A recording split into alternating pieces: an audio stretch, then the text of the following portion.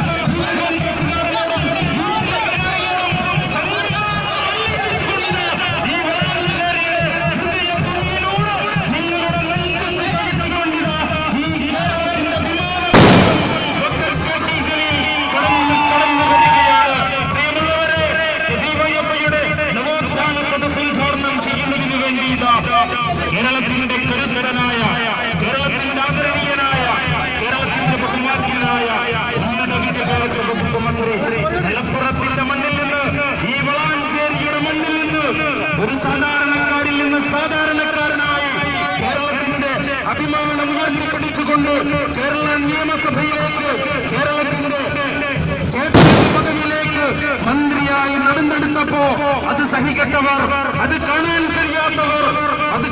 കഴിയാത്തവർ പല പല അബദ്ധങ്ങളും കുപ്രചരണങ്ങളും പ്രചരിപ്പിച്ചുകൊണ്ട് ഗാന്ധിയുടെ മുതുമുത്തച്ഛനാണ്, രാഹുലിന്റെ മുതുമുത്തച്ഛനാണ് മഹാത്മാഗാന്ധി എന്ന്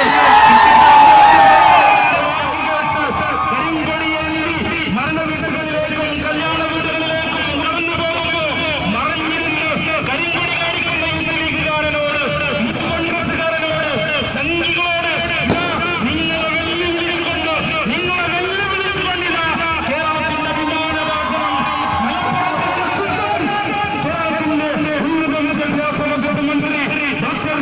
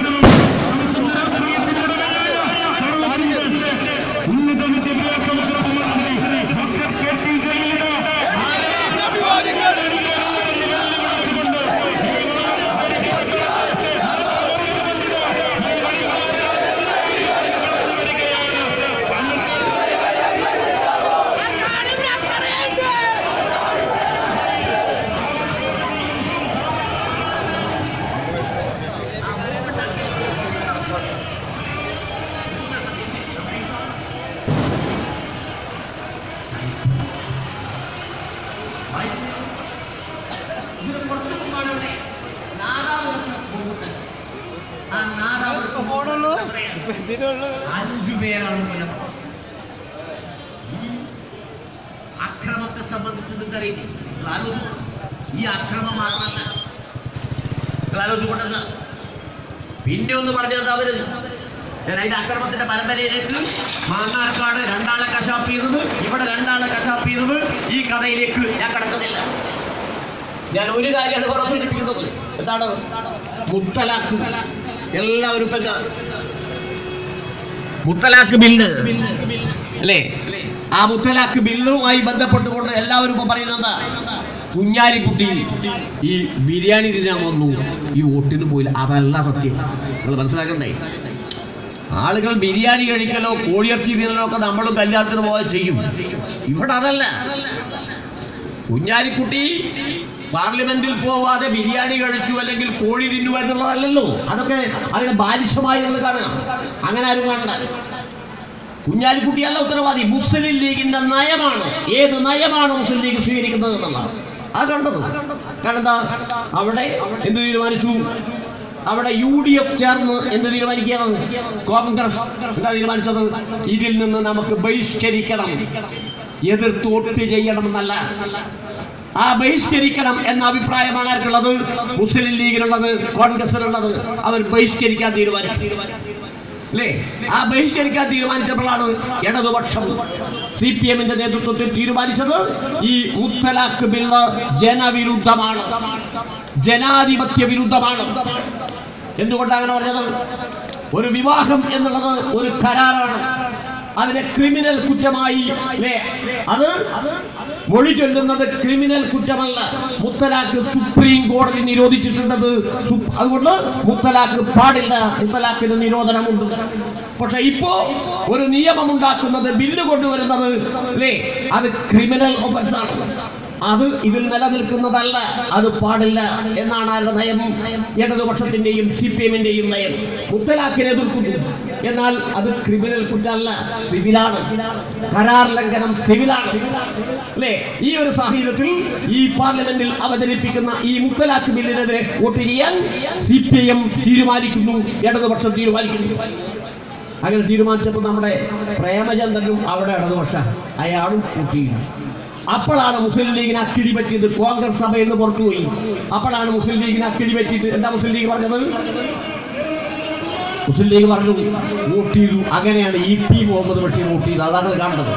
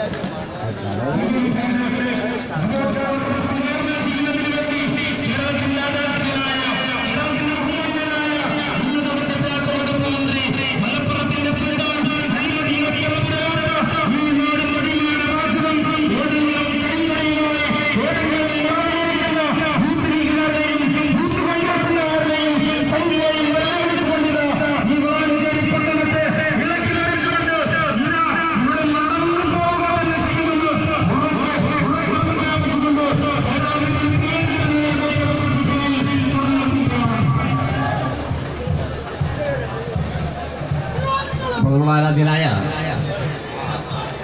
മന്ത്രി സ്റ്റേജിൽ എത്തിക്കഴിഞ്ഞിരിക്കുകയാണ്. അപ്പൊ സാറിന് മുദ്രാവാക്യമൊക്കെ നിർത്തി വേദിയിലേക്ക് എത്തിച്ചേരുക.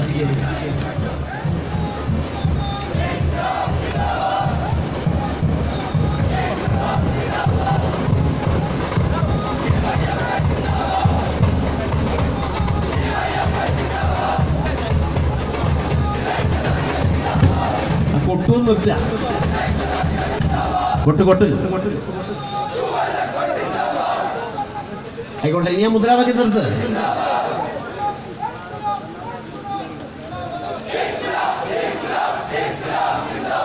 അപ്പോ നമ്മുടെ ബഹുമാന്യനായ മന്ത്രി ഇവിടെ എത്തിക്കഴിഞ്ഞിരിക്കുകയാണ് എന്നുള്ളത് കൊണ്ട് ഞാൻ നീട്ടി പറയുന്നില്ല.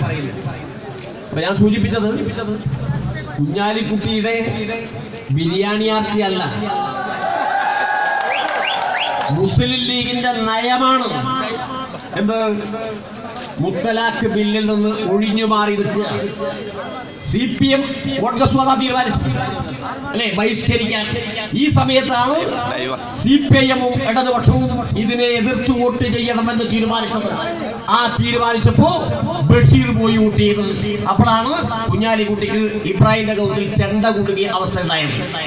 അതാണ് കണ്ടത്. ഇനി വേറൊന്നും നിങ്ങൾ മനസ്സിലാക്കേണ്ടത് അല്ലേ? ഞാൻ പറയുന്നത് മുസ്ലിം ലീഗിന്റെ നയത്തിൻ്റെതാണ്. നമ്മുടെ കുഞ്ഞാലിക്കുട്ടിയെ അവതരിപ്പിച്ചതെന്താ? കുഞ്ഞാലിക്കുട്ടി വലിയ പോരാളിയാണ്, അത് നമുക്കറിയാം. അതുകൊണ്ട് ഈ മലപ്പുറത്ത് മത്സരിക്കാൻ കുഞ്ഞാലിക്കുട്ടിയുടെ MLA സ്ഥാനം വേങ്ങരയിൽ നിന്ന് രാജിവെപ്പിച്ചു. എന്നിട്ട് മലപ്പുറത്ത് കൊണ്ടുപോയി മത്സരിപ്പിച്ചു. മലപ്പുറത്ത് കുഞ്ഞാലിക്കുട്ടി ജയിച്ചു. കുഞ്ഞാലിക്കുട്ടി ജയിച്ചതിന് ശേഷം എന്താണ്ടായത്? ആദ്യത്തെ അനുഭവമാണ്. കുഞ്ഞാലിക്കുട്ടി ജയിച്ചത് എന്തിനാ? അവർ പറഞ്ഞത് ഇവിടെ ഫാസിസത്തിനെതിരായി പോരാടാൻ കെൽപ്പുള്ള മുസ്ലിം ലീഗിന്റെ ആള് വേണം, അതല്ലേ പറഞ്ഞത്? അങ്ങനെ ഫാസിസത്തിനെതിരായുള്ള പോരാടാൻ കുഞ്ഞാലിക്കുട്ടി പാർലമെന്റിലേക്ക് പോയി. ആ പാർലമെന്റിലേക്ക് പോയ ഉടനെയാണ് ഇന്ത്യയുടെ രാഷ്ട്രപതി തെരഞ്ഞെടുപ്പ് നടന്നത്. ആ രാഷ്ട്രപതി തെരഞ്ഞെടുപ്പിൽ എന്തായിരുന്നു? രാഷ്ട്രപതി തെരഞ്ഞെടുപ്പിൽ പ്രതിപക്ഷം വേണ്ടത്ര ഐക്യമുണ്ടായില്ല. അപ്പൊ പ്രതിപക്ഷങ്ങൾ എല്ലാം ഒന്നിച്ചു ചേർന്ന് തീരുമാനിച്ചു. കോൺഗ്രസും CPM-ഉം ബിജു ജനതാദൾ അടക്കമുള്ള എല്ലാ കക്ഷികളും തീരുമാനിച്ചു ഉപരാഷ്ട്രപതി തെരഞ്ഞെടുപ്പിൽ എന്ത് ചെയ്യണം? ഉപരാഷ്ട്രപതി തെരഞ്ഞെടുപ്പിൽ ഒരു പ്രതിപക്ഷ ഐക്യമുണ്ടാകണം, ജയിച്ചതല്ല. അതുകൊണ്ട് പറ്റിയ സ്ഥാനാർത്ഥി മഹാത്മാഗാന്ധിയുടെ പേരക്കുട്ടിയിലുള്ള പറയല്ലേ, റോസ് വർണ്ണമാരിയല്ലേ? അപ്പോ പേരക്കുട്ടി ഗോപാൽ കൃഷ്ണ ഗാന്ധി അദ്ദേഹത്തെ സ്ഥാനാർത്ഥിയാക്കി മത്സരിപ്പിച്ചു. എന്നിട്ട് വോട്ടെടുപ്പ് നടന്നു. ആ വോട്ടെടുപ്പിൽ അല്ലേ 2 മുസ്ലിം ലീഗുകാർ വോട്ട് ചെയ്തില്ല. ആരാ? 1 കുഞ്ഞാലിക്കുട്ടി, 2 അബ്ദുൽ വഹാബ്. അത് കണ്ടത്. പക്ഷെ എന്താ നിങ്ങൾ വിചാരിക്കും ഇതെല്ലാം കുഞ്ഞാലിക്കുട്ടി ദോഷമല്ല. മുസ്ലിം ലീഗിന്റെ നേതാക്കൾ പറഞ്ഞിരുന്നു ഞങ്ങൾക്ക് അവരെ എതിർക്കാൻ പരിമിതികളുണ്ട് അല്ലേ, പരിമിതികളുണ്ട്. കഴിഞ്ഞ ദിവസം സാദിഖ് അലി ശിഹാബ് തങ്ങളല്ലേ മുസ്ലിം ലീഗിന്റെ ജില്ലാ പ്രസിഡന്റ്, അദ്ദേഹത്തിന്റെ സ്റ്റേറ്റ്മെന്റ് ഉണ്ട്. എന്താ സ്റ്റേറ്റ്മെന്റ്? 2 സ്ത്രീകൾ ശബരിമലയിൽ കയറിയപ്പോൾ ഹിന്ദു വേദനിച്ചു, ഞങ്ങളും വേദനിച്ചു. 2 സ്ത്രീകൾ സന്നിധാനത്ത് കയറിയപ്പോ ആര് വേദനിച്ചു? സാദിഖ് അലി ശിഹാബ് തങ്ങൾ എന്ന തങ്ങൾ ജില്ലാ പ്രസിഡന്റും മുസ്ലിം ലീഗും ഹിന്ദു സഹോദരന്മാരോടൊപ്പം വേദനിച്ചുണ്ടാവും. എന്റെ ചങ്ങാതി, ഇവിടെ 15 വയസ്സായ ജുനൈദ് എന്ന് പറയുന്ന ഒരു കുട്ടിയെ തീവണ്ടിയിൽ വെച്ച് മർദ്ദിച്ച് കൊലപ്പെടുത്തി ഈ സംഘപരിവാർ പുറത്തേക്ക് എറിഞ്ഞപ്പോൾ ഈ സാദിഖ് അലിയും മുസ്ലിം ലീഗുകാരനും വേദനിച്ചോളൂ. പഹലൂഖാനെയും അതുപോലെ തന്നെ മുഹമ്മദ് അഖ്ലാഖിനെയും തെരുവിൽ വെച്ച് തല്ലിക്കൊന്നപ്പോ വേദനിച്ചു. 464 വർഷം പഴക്കമുള്ള ബാബരി മസ്ജിദ് നരസിംഹറാവുവിന്റെ ഒത്താശയോടുകൂടി അവിടെ പൊടിച്ചടക്കിയപ്പോൾ വേദനിക്കാൻ നിങ്ങൾക്കുണ്ടായോ? ഇല്ലല്ലോ. അപ്പോ മനസ്സിലാക്കാതെന്ത്?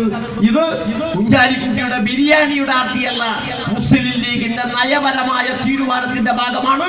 അവർ RSS-ഉമായി ഒട്ടിനിൽക്കാൻ പഴയ കോലീബി സഖ്യത്തിന് എങ്ങനെയെങ്കിലും പിണറായി വിജയനെയും ഇടതുപക്ഷത്തെയും തകർക്കണം എന്ന് മാത്രമാണ് ചിന്ത അല്ലേ? ഞാൻ പറഞ്ഞല്ലോ PK ഫിറോസിന്റെ ജാഥയിൽ 2 മുദ്രാവാക്യമാണ്. 1 ജലീൽ, 2 പിണറായി വിജയൻ. അദ്ദേഹം പറഞ്ഞല്ലോ അല്ലേ, ഈ പ്രസ്ഥാനമുള്ളിടത്തോളം കാലം എന്റെ രോമത്തിൽ സ്പർശിക്കാൻ നിങ്ങൾക്ക് സാധ്യമല്ലെന്ന പ്രഖ്യാപനം ഉള്ളതാണ്. മനസ്സിലാക്കുന്നത് അല്ലേ? നിങ്ങളതാണ് മനസ്സിലാക്കേണ്ടത്. അപ്പൊ മുസ്ലിം ലീഗ് ഇത് അതിൽ നിന്ന് മുസ്ലിം ലീഗിന്റെ കാലിനടിയിൽ നിന്ന് മണ്ണൊലിച്ചു പോയിക്കൊണ്ടിരിക്കുകയാണ്. കാരണം ഈ നയത്തിൽ അവിടെ കൂടെ നിൽക്കാൻ തയ്യാറില്ലെന്ന് മുസ്ലിം പണ്ഡിതന്മാർ പലരും പ്രഖ്യാപിക്കുകയാണ്. പിന്നെ ചില വേഷധാരികളായ പണ്ഡിതന്മാരുണ്ട്, അവരങ്ങ് തൊലയിറക്കുക, അവരെ ഉള്ളൂ അല്ലേ? സത്യസന്ധരായ ആളുകൾ, ശരിയായ വിശ്വാസികൾ ആരും മുസ്ലിം ലീഗിന്റെ ഇപ്പോഴത്തെ നയത്തിന്റെ കൂടെ നിൽക്കാൻ തയ്യാറില്ല എന്ന പ്രഖ്യാപനമാണ് ഉയർന്നു വന്നുകൊണ്ടിരിക്കുന്നത്. അതുകൊണ്ടാണ് ഈ സാഹചര്യത്തിൽ ഇടതുപക്ഷമല്ലാതെ മറ്റൊരു രക്ഷയും രാജ്യത്തിനില്ല. അതാണ് നമ്മൾ കാണേണ്ടത്. ഇടതുപക്ഷം മാത്രമാണ് ഈ രാജ്യത്തിന്റെ രക്ഷ. അതിനെ തകർക്കുകയാണ് നരേന്ദ്രമോദിയുടെയും RSS സംഘപരിവാറിന്റെയും തീരുമാനം. അതിന്റെ കൂടെ അവർക്ക് ഒത്താശ ചെയ്യുകയാണ് മുസ്ലിം ലീഗും കോൺഗ്രസും ചെയ്തുകൊണ്ടിരിക്കുന്നത്. അതുകൊണ്ട് അതിലെല്ലാം അണിനിരന്ന ജനാധിപത്യ വിശ്വാസികളായ മുഴുവൻ ആളുകളും ശരിയായി ചിന്തിക്കുകയും ശരിയിലേക്ക് തിരിച്ചു വരികയും ചെയ്യണം എന്ന് അഭ്യർത്ഥിച്ചുകൊണ്ട് ഞാൻ എന്റെ വാക്കുകൾ ഉപസംഹരിക്കുന്നു. അഭിവാദനങ്ങൾ.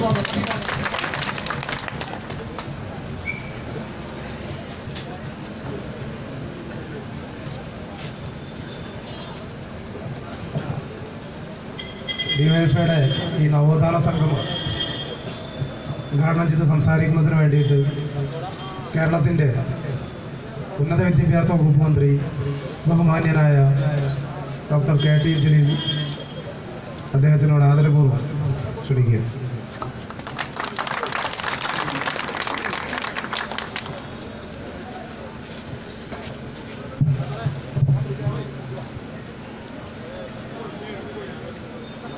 സഖാക്കളെ, സഹോദരി സഹോദരന്മാരെ, സുഹൃത്തുക്കളെ,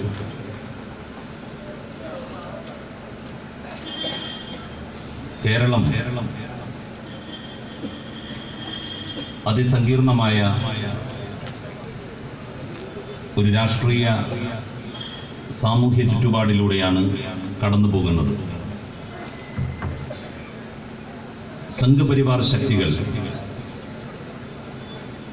നാട്ടിൽ നിലനിൽക്കുന്ന സാമുദായിക മൈത്രിയും സൗഹാർദ്ദവും തകർക്കാനുള്ള ഗൂഢമായ ശ്രമങ്ങൾ നടത്തിവരികയാണ്. നാം ഇന്ന് കാണുന്ന കേരളം ഈ നിലയിൽ വന്നത് പതിറ്റാണ്ടുകൾ നീണ്ടുനിന്ന അന്ധവിശ്വാസങ്ങൾക്കും അനാചാരങ്ങൾക്കുമെതിരായ പോരാട്ടങ്ങളെ തുടർന്നാണ്. നവോത്ഥാനത്തിന്, പരിഷ്കരണത്തിന് കേരളം ഇന്ന് കാണുന്ന അവസ്ഥയിലെത്തുന്നതിന് വലിയ പങ്കുണ്ടായിട്ടുണ്ട്. സാങ്കേതിക രംഗത്ത് അസൂയാവഹമായ നേട്ടമാണ് രാജ്യവും ലോകവും കൈവരിച്ചുകൊണ്ടിരിക്കുന്നത്. ചൊവ്വയിൽ മനുഷ്യവാസം സാധ്യമാകുമെന്നുള്ള ഉറപ്പ് ലോകത്തുള്ള മനുഷ്യർക്ക് കിട്ടിക്കഴിഞ്ഞിരിക്കുന്നു. ഭൂമി ഇല്ലാതായാൽ ചൊവ്വയിലേക്ക് വാസം മാറ്റാമെന്ന് ചിലരെങ്കിലും മോഹിക്കുന്നിടത്തോളം ശാസ്ത്ര സാങ്കേതിക രംഗത്ത്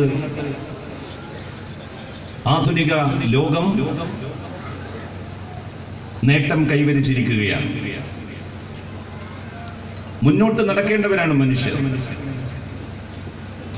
അതിന് പകരം അവരെ പിറകിലേക്ക് പിടിച്ചു വലിക്കാനാണ്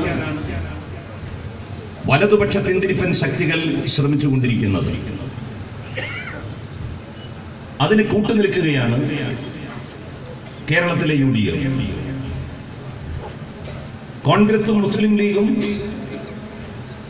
BJPക്ക് ഓശാന പാടുന്ന കാഴ്ചയാണ് നാം കണ്ടുകൊണ്ടിരിക്കുന്നത്. വിശ്വാസത്തിന്റെയും ആചാരത്തിന്റെയും പേരിൽ നാട്ടിൽ കലാപമുണ്ടാക്കാൻ RSSും BJPയും ശ്രമിക്കുമ്പോൾ അതിനെല്ലാവിധ ഒത്താശകളും UDF ചെയ്തു കൊടുക്കുകയാണ്. നമുക്കറിയാം, കേരളത്തിൽ എല്ലാ നവോത്ഥാനങ്ങളുടെയും പരിഷ്കരണങ്ങളുടെയും ഏറ്റവും വലിയ ഗുണഭോക്താക്കൾ സ്ത്രീകളായിരുന്നു. നമ്മുടെ പെൺകുട്ടികളും നമ്മളുടെ സഹോദരിമാരുമായിരുന്നു. ക്ഷേത്രങ്ങളിൽ മുമ്പ് കാലത്ത് എല്ലാവർക്കും പ്രവേശിക്കാൻ അവകാശമുണ്ടായിരുന്നില്ല. ക്ഷേത്ര കവാടങ്ങൾ മഹാഭൂരിപക്ഷം വരുന്ന ഹൈന്ദവ സമുദായത്തിലെ അധസ്ഥിതർക്ക് മുമ്പിൽ അടക്കപ്പെട്ടിരുന്നു. ഏതെങ്കിലും ഒരു രാജവിളംബരത്തിന്റെ പശ്ചാത്തലത്തിലല്ല അത് തുറന്നിടപ്പെട്ടത്. അങ്ങനെ ഒരു രാജവിളംബരം ഉണ്ടാകാൻ ഒരു ചരിത്ര പശ്ചാത്തലം രൂപപ്പെട്ടു വന്നിരുന്നു കേരളത്തിൽ. നാനാജാതി വിഭാഗങ്ങൾ, അവർണരും സവർണരും ഒരുമിച്ച് അണിനിരന്നുകൊണ്ട് ഐതിഹാസികമായ സമരങ്ങൾ കേരളത്തിൽ നടന്നു. അങ്ങനെയാണ് എല്ലാ ആരാധനാലയങ്ങളുടെയും വിശിഷ്യ ക്ഷേത്രങ്ങളുടെയും കവാടങ്ങൾ എല്ലാ മനുഷ്യർക്ക് മുമ്പിലും തുറന്നിടപ്പെട്ടത്. ക്ഷേത്രപ്രവേശന വിളംബരം കഴിഞ്ഞ് 12 കൊല്ലങ്ങൾക്ക് ശേഷമാണ് ആളുകൾ ക്ഷേത്രത്തിൽ പ്രവേശിക്കാൻ വേണ്ടി തുടങ്ങിയത്. അത്രയും കാലം ഭയവും ആശങ്കയുമായിരുന്നു ജനങ്ങൾക്ക്. നൂറ്റാണ്ടുകൾ ക്ഷേത്രത്തിന്റെ ശ്രീകോവിലിന്റെ സമീപത്ത് പോലും എത്താത്തവർ ക്ഷേത്ര കവാടം കടന്നെത്തിയാൽ ആപത്തുണ്ടാകും, വലിയ ഹാനിയുണ്ടാകും എന്ന് പ്രചരിപ്പിക്കപ്പെട്ടു. പാവം ജനങ്ങൾ അത് വിശ്വസിച്ചു. അങ്ങനെ പതിയെ പതിയെ ആളുകൾ ആചാരം ലംഘിച്ചു തുടങ്ങി. ആചാരലംഘനം അവസാനത്തെ അധസ്ഥിതനും ക്ഷേത്രമുറ്റത്ത് കയറിയതോടെ പൂർത്തിയായി. നമ്മുടെ നാട്ടിലെ സാധാരണക്കാരായിട്ടുള്ള ഹൈന്ദവ സമുദായത്തിലെ സ്ത്രീകൾക്ക് മാറുമറക്കാനുള്ള അവകാശം ഉണ്ടായിരുന്നില്ല. മാറുമറക്കാനുള്ള അവകാശം ഏതെങ്കിലും ഒരു ഭരണകൂടം ഒരു സുപ്രഭാതത്തിൽ ആകാശത്ത് നിന്ന് കെട്ടിയിറക്കി കൊടുത്തതല്ല. ചേർത്തലയിലെ ഒരു സഹോദരി മാറുമറച്ചു എന്നുള്ളതിന്റെ പേരിൽ മുലക്കരം പിരിക്കാൻ വേണ്ടി രാജകിങ്കരന്മാർ അവരുടെ അടുത്തെത്തിയപ്പോൾ അരിവാളെടുത്ത് തന്റെ 2 മുലകളും ഛേദിച്ച് അവരുടെ മുന്നിലേക്ക് വലിച്ചെറിഞ്ഞു കൊടുത്തു. രക്തം വാർന്നൊഴുകി. ആ ധീര വനിത വീര രക്തസാക്ഷിത്വം വരിച്ചു. ആ രക്തസാക്ഷിത്വത്തിന്റെ പിൻബലത്തിലാണ് കേരളത്തിലെ ഭൂരിപക്ഷം വരുന്ന അധസ്ഥിതരായിട്ടുള്ള അവർണരായിട്ടുള്ള സ്ത്രീകൾക്ക് മാറുമറക്കാനുള്ള അവകാശം കിട്ടിയത്.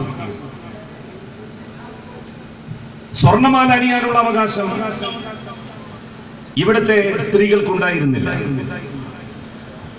കല്ലുമാല ധരിച്ച് അവർണർ പുറത്തിറങ്ങാൻ പാടുണ്ടായിരുന്നുള്ളൂ.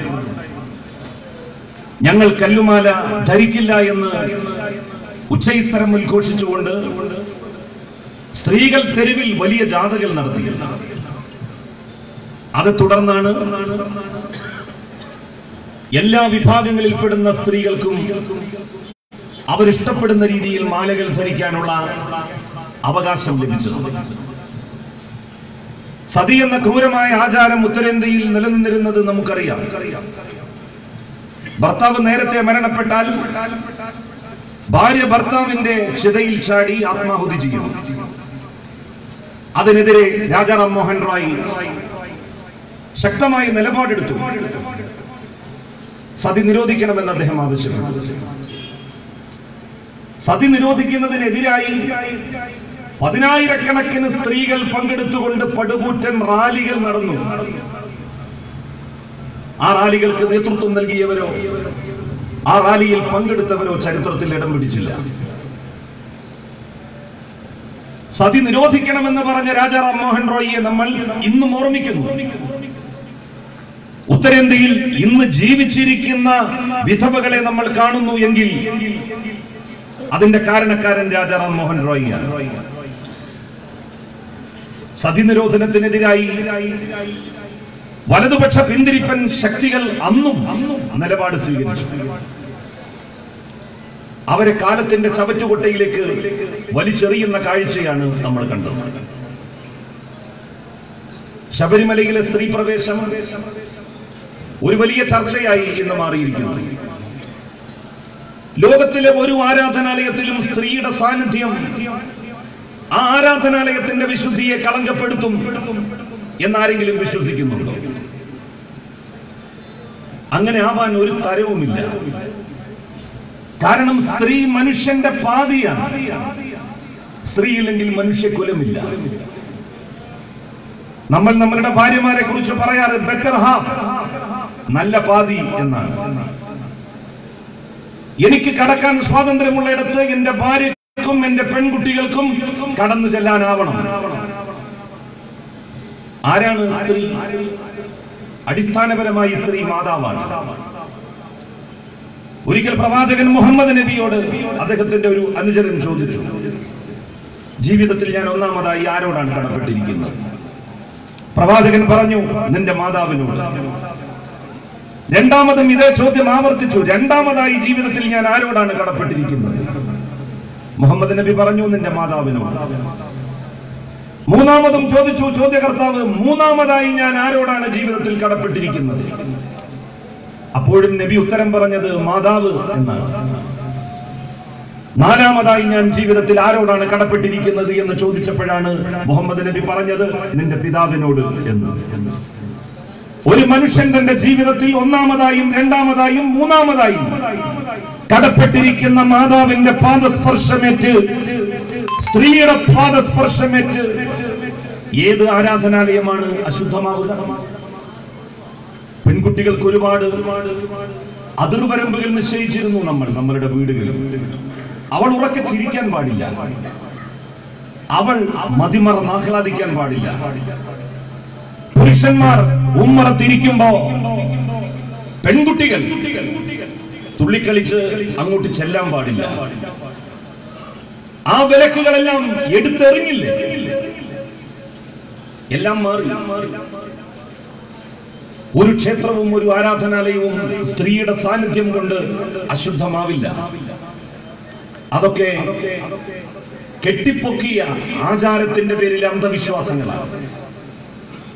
അവ വലിച്ചെറിയപ്പെടേണ്ടതുണ്ട് എന്ന് പറഞ്ഞത് ഈ സർക്കാർ അല്ല, ഇന്ത്യയുടെ സുപ്രീം കോടതിയാണ്. കേരളത്തിലെ ഇടതുപക്ഷ സഹയാത്രികർ ആരെങ്കിലും കോടതിയിൽ പോയി വാങ്ങിച്ചതല്ല വിധി. ഇന്ത്യയിൽ സംഘ് കുടുംബാംഗങ്ങൾ എന്ന് വിശേഷിപ്പിക്കപ്പെടുന്ന സംഘടനകളിലെ മഹതികളാണ് സുപ്രീം കോടതിയെ സമീപിച്ചത്. സുപ്രീം കോടതി പറഞ്ഞു, ശബരിമലയിൽ സ്ത്രീക്ക് പോകാനുള്ള അവകാശമുണ്ട്. ശബരിമലയിൽ എല്ലാ മതവിഭാഗക്കാർക്കും പോകാം, ഏത് മനുഷ്യനും പോകാം, ഒരു വിലക്കുമില്ല. ഞാൻ പോയിട്ടുണ്ട് ശബരിമലയിൽ. രാത്രി 1:30 മണിക്കാണ് 18-ാം പടിയുടെ താഴെ ഞങ്ങൾ എത്തിയത്. അന്ന് രാത്രി അവിടുത്തെ ഗസ്റ്റ് ഹൗസിൽ കിടന്നു. പിറ്റേ ദിവസം രാവിലെ ഞങ്ങൾ ശബരിമല നട മുഴുവൻ നടന്നു കണ്ടു. 18-ാം പടിയുടെ താഴെ ഞങ്ങൾ എത്തിയപ്പോ അതിന്റെ ഒരു 10 മീറ്റർ വലത്തോട്ട് മാറി ഏതാണ്ട് അതേ കോമ്പൗണ്ടിൽ തന്നെ അയ്യപ്പന്റെ പ്രതിഷ്ഠയുടെ ജസ്റ്റ് ഓപ്പോസിറ്റിൽ നേരെ എതിർദിശയിൽ ഒരുപാട് ആൾക്കൂട്ടമുണ്ട്. ഞാൻ സൂക്ഷിച്ചു നോക്കിയപ്പോ അവിടെ എഴുതി വെച്ചിരിക്കുന്നു വാവരുടെ നട. ഞാൻ അവിടെ ചെന്ന് കണ്ടപ്പോ അത്ഭുതം ഇരട്ടിച്ചു. ഒരു മുസ്ലിം മതപണ്ഡിതൻ വാവരുടെ നടയിൽ ഇരുന്ന് ഫാത്തിഹ ഓതി അവിടെ എത്തുന്ന ഭക്തരെ അനുഗ്രഹിക്കുകയാണ്. അവർക്കെന്തോ പ്രസാദവും നൽകുന്നുണ്ട്. കുരുമുളകാണെന്ന് പിന്നീട് എനിക്ക് മനസ്സിലായി. ലോകത്ത് ഒരിടത്തും കാണാത്തൊരു കാഴ്ചയാണത്. ശബരിമലയിലെ ക്ഷേത്രത്തിന്റെ അങ്കണത്തിൽ വാവരുടെ നട തുറന്നിടപ്പെട്ടിരിക്കുന്നു. അതും പടിഞ്ഞാറോട്ട്, കിഴക്കോട്ട് തിരിഞ്ഞ് അയ്യപ്പനും ഇരിക്കുന്നു. അയ്യപ്പനും വാവരും മുഖാമുഖം ഇരിക്കുന്നത് പോലെയാണ് നമുക്ക് തോന്നുക. പടിഞ്ഞാറ് മുസ്ലിങ്ങൾ നമസ്കാരത്തിന് വേണ്ടി തിരിഞ്ഞു നിൽക്കുന്ന ദിശയാണ്. ആ ദിശയിലേക്ക് തന്നെ വാവരുടെ നട തുറന്നിട്ട് ഇരിക്കുന്നു. ഏത് മതസ്ഥർക്കും അവിടെ പോകാം. അത്രയും മതേതരമായിട്ടുള്ള ഒരു ആരാധനാലയമാണ് ശബരിമല. ആ ശബരിമലയിൽ സ്ത്രീ പ്രവേശം ഉറപ്പാക്കണമെന്ന് സുപ്രീം കോടതി ആവശ്യപ്പെട്ടു. ഒരു ഗവൺമെന്റ് എന്നുള്ള നിലയിൽ ഇടതുപക്ഷ സർക്കാർ എന്താണ് ചെയ്യേണ്ടത്? സുപ്രീം കോടതിയുടെ വിധികൾ ഇങ്ങനെ ലംഘിക്കപ്പെട്ടാൽ ഈ രാജ്യത്ത് ആർക്കാണ് കോടതികളെ ഭയമുണ്ടാവുക? ഇനി പല വിധികളും വരാൻ വേണ്ടി പോകുന്നു. ബാബറി മസ്ജിദുമായി ബന്ധപ്പെട്ട വിധി വരാനിരിക്കുന്നു. ഈ വിധി ലംഘിക്കപ്പെട്ടാൽ അത് പറഞ്ഞുകൊണ്ടാവും ബാബറി മസ്ജിദുമായി ബന്ധപ്പെട്ട വിധിയും നമ്മളുടെ നാട്ടിൽ കാറ്റിൽ പറത്തപ്പെടാൻ വേണ്ടി പോകുന്നത്. ഏതെങ്കിലും ഭക്തകളായിട്ടുള്ള സ്ത്രീകൾ ശബരിമലയിൽ ദർശനത്തിനെത്തിയാൽ അവർക്ക് ദർശനം ഉറപ്പുവരുത്തേണ്ട ചുമതല സർക്കാരിനുണ്ട്. ആ ചുമതലയാണ് ഗവൺമെന്റ് നിർവഹിച്ചത്. കേരളത്തിലെ കോൺഗ്രസിന്റെ സമീപനം എന്തായിരുന്നു ഇതുമായി ബന്ധപ്പെട്ട്? കേന്ദ്രത്തിൽ രാഹുൽ ഗാന്ധിയും സോണിയാഗാന്ധിയും സുപ്രീം കോടതിയുടെ വിധി നടപ്പിലാക്കണം എന്ന പക്ഷക്കാരാണ്. കോൺഗ്രസിന്റെ എംപിമാർ ഓർഡിനൻസ് കൊണ്ടുവരണം എന്ന് പറഞ്ഞുകൊണ്ട് പ്രധാനമന്ത്രിയെ കാണും എന്ന് പ്രഖ്യാപിച്ചു. എന്തേ കോൺഗ്രസുകാർക്ക് കാണാൻ കഴിയാതെ പോയത്? സോണിയാഗാന്ധി സമ്മതിച്ചില്ല. രാഹുൽ ഗാന്ധി അതിനെതിരായിരുന്നു. കോൺഗ്രസിന് എത്ര നയമാണ്! ഈ ഒരു ഘട്ടത്തിൽ സഖാവ് പിണറായി വിജയൻ അല്ല കേരളത്തിന്റെ മുഖ്യമന്ത്രി എങ്കിൽ എന്താണ് സംഭവിക്കുക? നാം നേടിയ നേട്ടങ്ങൾ, ആർജിച്ച നവോത്ഥാന മൂല്യങ്ങൾ എല്ലാം കാറ്റിൽ പറത്തപ്പെടുന്ന സ്ഥിതി ഉണ്ടാകുമായിരുന്നില്ലേ? പിണറായി വിജയനെ പോലെയുള്ള ഒരു മുഖ്യമന്ത്രി ഈ സംസ്ഥാനത്തിന് ഈ കാലത്തുണ്ടായത് മഹാഭാഗ്യമാണ്. അല്ലായിരുന്നു എങ്കിൽ എന്താകുമായിരുന്നു നടക്കുക എന്ന് ഞാൻ നിങ്ങളോട് പറയേണ്ടതുണ്ടോ? വനിതാ മതിലിന് വേണ്ടി ഇടതുപക്ഷ ഗവൺമെന്റ് തീരുമാനിച്ചു. സ്ത്രീ നേടിയ അഭിവൃദ്ധിയെ സംബന്ധിച്ച് നാട്ടിലെ ജനങ്ങൾക്കിടയിൽ വലിയ അവബോധമുണ്ടാക്കാൻ ഒരു ക്യാമ്പയിൻ എന്നുള്ള രൂപത്തിലാണ് വനിതാ മതിൽ നിശ്ചയിക്കപ്പെട്ടത്. ആ വനിതാ മതിൽ ഗംഭീര വിജയമായി എന്ന് എല്ലാ പത്രങ്ങളും ചാനലുകളും ഒരുപോലെ പറഞ്ഞു. അന്ന് രാത്രി 2 സഹോദരിമാർ ശബരിമലയിൽ ദർശനം നടത്തിയെന്ന് തൊട്ടടുത്ത ദിവസം വെളിവാക്കപ്പെട്ടു. അതോടുകൂടി കേരളത്തിൽ RSSും BJPയും തെരുവുകളും പട്ടണങ്ങളും കീഴടക്കി കലാപത്തിന് ശ്രമിച്ചു. അവർക്ക് ജയ് വിളിക്കുകയായിരുന്നു കോൺഗ്രസും മുസ്ലിം ലീഗും ചെയ്തത്. മുസ്ലിം ലീഗിന്റെ നേതാക്കന്മാര് പ്രധാനമന്ത്രി ഓർഡിനൻസ് ഉടൻ ഇറക്കണം ശബരിമലയുടെ കാര്യത്തിൽ എന്ന് പറഞ്ഞുകൊണ്ട് പ്രധാനമന്ത്രിയെ കാണാൻ ഓടി. അപ്പോഴാണ് രാഹുൽ ഗാന്ധി പറഞ്ഞത് അങ്ങോട്ട് പോകാൻ പറ്റില്ല. കോൺഗ്രസിന്റെ പ്രഖ്യാപിതമായിട്ടുള്ള നയത്തിനെതിരാണ് അത്തരമൊരു സമീപനം. RSSനെയും BJPയെയും നേർക്കുനേർ നേരിടാൻ ആർക്കാണ് ഈ നാട്ടിൽ ധൈര്യം? കമ്മ്യൂണിസ്റ്റുകാരില്ലായിരുന്നു എങ്കിൽ, ഇടതുപക്ഷ മുന്നണി ശക്തമായിരുന്നില്ല എങ്കിൽ കേരളത്തിൽ RSSനെയും BJPയെയും ഇപ്പോൾ നേരിട്ടതുപോലെ നേരിടാൻ കഴിയുമായിരുന്നോ? കോൺഗ്രസ് എത്ര കാലം ഈ നാട് ഭരിച്ചു? ലീഗിന്റെ ഒത്താശയിൽ കോൺഗ്രസും ലീഗും ചേർന്നുകൊണ്ട് നമ്മുടെ സംസ്ഥാനം ഭരിച്ചപ്പോഴല്ലേ കേരളത്തിൽ വർഗീയ കലാപങ്ങൾ ഉണ്ടായത്? തിരുവനന്തപുരത്തെ ചാല കത്തിയെറിഞ്ഞത് ആരുടെ ഭരണകാലത്താണ്? വിഴിഞ്ഞത്ത് വർഗീയ കലാപം ഉണ്ടായത് UDF ഭരിക്കുമ്പോഴല്ലേ? മാറാട് 1ഉം 2ഉം കലാപങ്ങൾ അരങ്ങേറിയത് UDF നാട് ഭരിക്കുന്ന ഘട്ടത്തിലല്ലേ? എന്തുകൊണ്ടാണ് UDF ഭരിക്കുമ്പോ RSSന് 4 കൊമ്പും 10 ചിറകും ഒക്കെ ഉണ്ടാകുന്നത്? ഇടതുപക്ഷം ഭരിക്കുമ്പോ എന്താണ് അവരുടെ പത്തി താഴുന്നത്? ഈ 2 സ്ത്രീകൾ ശബരിമലയിൽ എത്തുന്നത് വരെ കോൺഗ്രസുകാർ ചോദിച്ചത് എന്താണ്? പിണറായി വിജയൻ സുപ്രീം കോടതിയുടെ വിധി നടപ്പിലാക്കിയോ? RSSുമായി ഒത്തുകളിക്കുകയല്ലേ? സ്ത്രീ പ്രവേശം ഉറപ്പാക്കി ധൈര്യം പ്രഖ്യാപിക്കൂ. കോൺഗ്രസ് നേതാക്കന്മാരുടെയും ലീഗ് നേതാക്കന്മാരുടെയും BJP നേതാക്കന്മാരുടെയും വെല്ലുവിളിയായിരുന്നില്ലേ അത്? സ്ത്രീ പ്രവേശം സാധ്യമായപ്പോ ആചാരവും അനുഷ്ഠാനവും വിശ്വാസവും ഇല്ലാതാക്കാൻ ഈ സർക്കാർ ശ്രമിക്കുന്നു എന്ന് പറഞ്ഞു. എല്ലാ മതസമുദായങ്ങളിലും ഇതുപോലെയുള്ള അന്ധവിശ്വാസങ്ങൾ നിലനിന്നിരുന്നു, തെറ്റായ ധാരണകൾ നിലനിന്നിരുന്നു. മുസ്ലിം സമുദായത്തിൽ ഒരു കാലത്ത് മുസ്ലിം വീടുകളിൽ പെൺകുട്ടികൾക്ക് പഠിക്കാനുള്ള അവകാശമുണ്ടായിരുന്നില്ല. 1968 ഒരുപാട് പതിറ്റാണ്ടുകൾക്ക് മുമ്പൊന്നും അല്ലല്ലോ. രണ്ടാമത്തെ EMSന്റെ നേതൃത്വത്തിലുള്ള മന്ത്രിസഭ കേരളം ഭരിക്കുന്ന ഘട്ടത്തിൽ EMS കേരളത്തിന്റെ മുഖ്യമന്ത്രിയും CH മുഹമ്മദ് കോയ സാഹിബ് കേരളത്തിന്റെ വിദ്യാഭ്യാസ മന്ത്രിയുമായിരുന്ന കാലത്ത് നമ്മളുടെ അടുത്ത പ്രദേശമായിട്ടുള്ള തിരൂർക്കാട് ഹൈസ്കൂളിൽ എത്ര മുസ്ലിം പെൺകുട്ടികൾ പഠിക്കുന്നുണ്ട് എന്നുള്ളതിനെ സംബന്ധിച്ചൊരു കണക്കെടുത്തു. 1968 തിരൂർക്കാട് ഹൈസ്കൂളിൽ പഠിച്ചിരുന്നത് ഒരേ ഒരു മുസ്ലിം പെൺകുട്ടിയായിരുന്നു. ചിന്തിക്കാൻ കഴിയില്ല നമുക്ക്. ഒരേ ഒരു മുസ്ലിം പെൺകുട്ടി. ആ പെൺകുട്ടി തന്നെ 8ാം ക്ലാസ്സിൽ നിന്ന് 9ാം ക്ലാസ്സിലേക്ക് ജയിച്ചപ്പോ പഠനം നിർത്തി ആ കുട്ടിയെ വിവാഹം കഴിപ്പിച്ചു പറഞ്ഞയച്ചതിന്റെ പേരിൽ ഇന്ന് നമ്മളുടെ കോളേജുകളിൽ പോയി നോക്കുന്നുണ്ട്. മെഡിക്കൽ കോളേജിൽ പോയി നോക്കൂ, എഞ്ചിനീയറിംഗ് കോളേജിൽ പോയി നോക്കൂ. എത്രയെത്ര തട്ടമിട്ട മഫ്തയിട്ട കുട്ടികൾ അവിടെ പഠിക്കുന്നു. മുസ്ലിം സമുദായത്തിലുണ്ടായ ആ മാറ്റം നമുക്ക് കാണാതിരിക്കാൻ കഴിയും.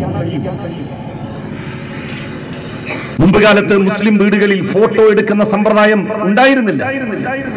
ഫോട്ടോ എടുക്കൽ ഹറാമായിരുന്നു, മതനിഷിദ്ധമായിരുന്നു. വീഡിയോ പകർത്തൽ മതവിരുദ്ധമായിട്ടാണ് ഒരു കാലത്ത് അറിയപ്പെട്ടിരുന്നത്. TV വന്ന കാലത്ത് TV വെക്കാൻ പാടില്ല എന്ന് മതപ്രസംഗകന്മാർ പ്രസംഗിച്ചിരുന്നു. സിനിമ ഹറാമാണ് എന്ന് പറഞ്ഞിരുന്നു. ഇപ്പോ TV ഇല്ലാത്ത മുസ്ലിം വീടുകളുണ്ട്. സിനിമ കാണാത്ത എത്ര മുസ്ലിം സ്ത്രീകളുണ്ട്. പുരുഷന്മാരെ ഞാൻ മാറ്റി നിർത്തുകയാണ്. സീരിയലുകൾ കാണാത്ത, സിനിമ കാണാത്ത ആളുകളുണ്ടോ ഇന്ന്? ഒരു കാലത്ത് അരുത് എന്ന് പറഞ്ഞത് പിന്നീട് എങ്ങനെയാണ് അനുവദനീയമായത്? എല്ലാ മതസമുദായങ്ങളിലും ഇതുപോലെയുള്ള തെറ്റായ ധാരണകൾ നിലനിന്നിരുന്നു. അവയൊക്കെ തന്നെ കാലത്തിന്റെ കൂലൻ കുത്തി ഒഴുക്കിൽ മാറിമറിഞ്ഞു. ആർക്കും പഴയ സമ്പ്രദായവുമായി പിടിച്ചു നിൽക്കാൻ കഴിയില്ല. ആ വസ്തുതയും യാഥാർത്ഥ്യവും എല്ലാ ആളുകളും മനസ്സിലാക്കണം. എല്ലാ മത പണ്ഡിതന്മാരും മത നേതാക്കന്മാരും അറിയണം. ഒരു മത നേതാവിനെയും നമ്മൾ വിമർശിക്കില്ല, ഒരു മതസംഘടനയോടും വിരോധമില്ല. പക്ഷേ ഈ നാട്ടിലെ ജനങ്ങളുടെ അഭിവൃദ്ധിയെ, പുരോഗതിയെ ആർക്കും തടസ്സപ്പെടുത്താൻ ആവില്ല.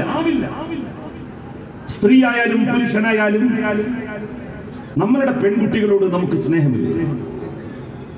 അവരോട് നമുക്കുള്ള സ്നേഹത്തിന് അതിലുണ്ടോ? അവർക്ക് തുല്യാവകാശം കിട്ടണമെന്ന് ഏത് രക്ഷിതാവാണ് ആഗ്രഹിക്കാത്തത്? അവളെ കെട്ടിച്ചു പറഞ്ഞയക്കുന്ന വീട്ടിൽ മാന്യമായി അവളോട് പെരുമാറണം ആ വീട്ടുകാർ. അവളെ കെട്ടിക്കൊണ്ടുപോകുന്ന ഭർത്താവ് തുല്യാവകാശത്തോടെ അവളോട് പെരുമാറണമെന്ന് ആഗ്രഹിക്കാത്ത രക്ഷിതാക്കൾ ഉണ്ടോ നമ്മുടെ നാട്ടിൽ? അതിന്റെ പ്രതിഫലനവും അതിന്റെ ആവിഷ്കാരവുമാണ് ഈ നാട്ടിൽ വേണം എന്ന് ഇടതുപക്ഷ ജനാധിപത്യ മുന്നണി സർക്കാർ പറയുന്നു. ആ പറഞ്ഞതിൽ എന്ത് തെറ്റ്? അതിന്റെ പേരിലാണ് ഈ ഗവൺമെന്റിനെ മതവിരുദ്ധം എന്ന് മുദ്രകുത്താൻ ചില ആളുകൾ ഇറങ്ങിത്തിരിച്ചിരിക്കുന്നത്. ചില ആളുകൾ പറയും ഈ ഗവൺമെന്റ് ഹിന്ദു വിരുദ്ധമാണ്, RSSും BJP. മുസ്ലിം ലീഗ് പറയുന്നത് പിണറായി വിജയനും കൂട്ടരും മുസ്ലിം വിരുദ്ധരാണ്. കേരള കോൺഗ്രസുകാർ പറയുന്നത് ക്രിസ്ത്യൻ വിരുദ്ധരാണ് കമ്മ്യൂണിസ്റ്റുകാർ. ഓരോ മതവിഭാഗത്തിലെയും മതഭ്രാന്തന്മാരാണ് ഇടതുപക്ഷത്തെ കമ്മ്യൂണിസ്റ്റ് പാർട്ടി അവരവരുടെ മതത്തിന് വിരുദ്ധരാണ് എന്ന് പ്രഖ്യാപിക്കുന്നു. യഥാർത്ഥത്തിൽ CPIM ഇടതുപക്ഷ മുന്നണി മതവിരുദ്ധ മുന്നണിയോ പാർട്ടിയോ അല്ല. എല്ലാ വിഭാഗത്തിന്റെയും ന്യായമായ ആവശ്യങ്ങൾക്ക് വേണ്ടി ഈ സർക്കാർ നിലകൊള്ളുന്നു, ഈ ഗവൺമെന്റ് നിലകൊള്ളുന്നു. മുസ്ലിങ്ങൾക്ക് വേണ്ടി എന്ന് പറഞ്ഞുകൊണ്ട് വാദിക്കുന്ന ആളുകൾ, അവർക്ക് മുസ്ലിം സമുദായത്തോട് എത്ര കടപ്പാടുണ്ട്? മുത്തലാഖ് ബിൽ ഇന്ത്യയുടെ പാർലമെന്റിൽ വന്നപ്പോൾ എതിർത്ത് വോട്ട് ചെയ്യാൻ ആരൊക്കെയുണ്ടായി? 11 വോട്ടുകളാണ് മുത്തലാഖ് ബില്ലിനെതിരായി രേഖപ്പെടുത്തപ്പെട്ടത്. ആ ബിൽ പാസ്സാക്കണമെന്ന് പറഞ്ഞുകൊണ്ട് 245 വോട്ടുകൾ രേഖപ്പെടുത്തപ്പെട്ടു. എതിർത്ത് രേഖപ്പെടുത്തപ്പെട്ട 11 വോട്ടിൽ 8 വോട്ട് CPIM-ന്റെ MP-മാരുടേതായിരുന്നു. ഒരു വോട്ട് ഹൈദരാബാദിൽ നിന്നുള്ള അസറുദ്ദീൻ ഉവൈസിയുടെ, മറ്റൊരു വോട്ട് കേരളത്തിൽ നിന്ന് തന്നെയുള്ള പ്രേമചന്ദ്രൻ MP-യുടെ, വേറെ ഒരു വോട്ട് മുസ്ലിം ലീഗിന്റെ നേതാവ് ET മുഹമ്മദ് ബഷീർ സാഹിബിന്റെ. ലീഗിന് 2 മെമ്പർമാരാണ്. അതിൽ 50% മാത്രമാണ് വോട്ടിംഗിൽ പങ്കെടുത്തത്. ശേഷിക്കുന്ന 50% ആരായിരുന്നു? PK കുഞ്ഞാലിക്കുട്ടിയായിരുന്നു, മുസ്ലിം ലീഗിന്റെ അഖിലേന്ത്യാ സെക്രട്ടറി.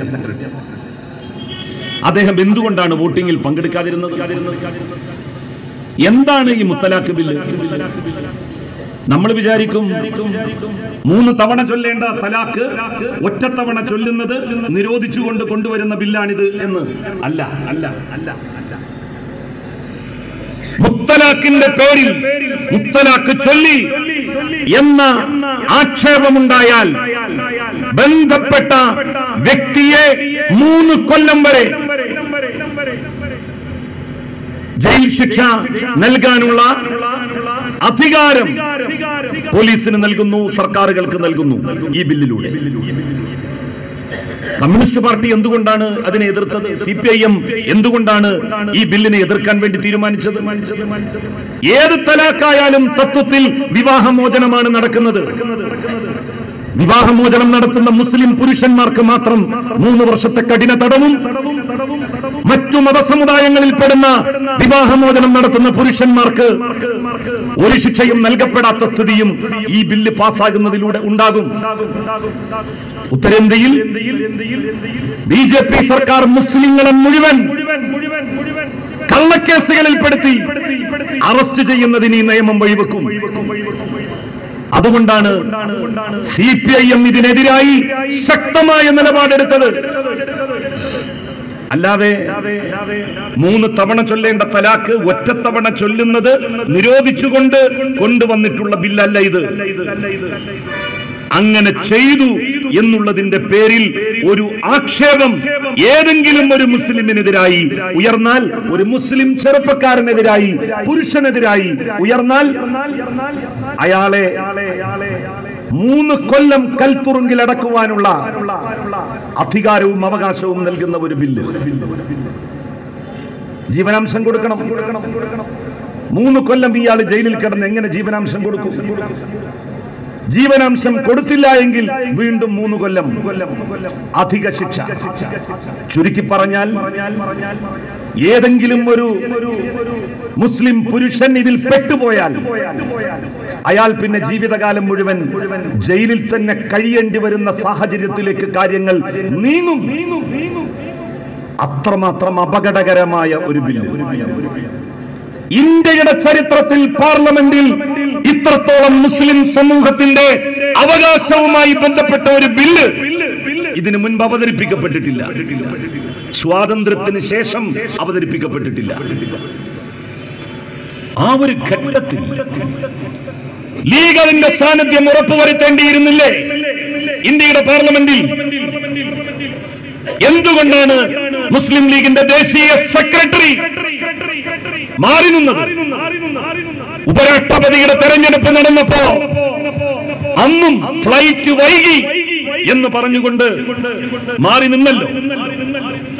ബിജെപിയുമായി ഇവർക്ക് വല്ല അഡ്ജസ്റ്റ്മെന്റും ഉണ്ടോ എന്നാരെങ്കിലും സംശയിച്ചാൽ അവരെ എങ്ങനെ കുറ്റപ്പെടുത്തും? കുഞ്ഞാലിക്കുട്ടി സാഹിബ് പറഞ്ഞത് ചന്ദ്രികയുടെ ഒരു പ്രധാനപ്പെട്ട മീറ്റിംഗ് ഉണ്ടായിരുന്നു. എടോ, ചന്ദ്രികയുടെ മീറ്റിംഗ് ഒക്കെ വേറെ എത്ര ദിവസങ്ങളിലേക്ക് മാറ്റിവെക്കാം?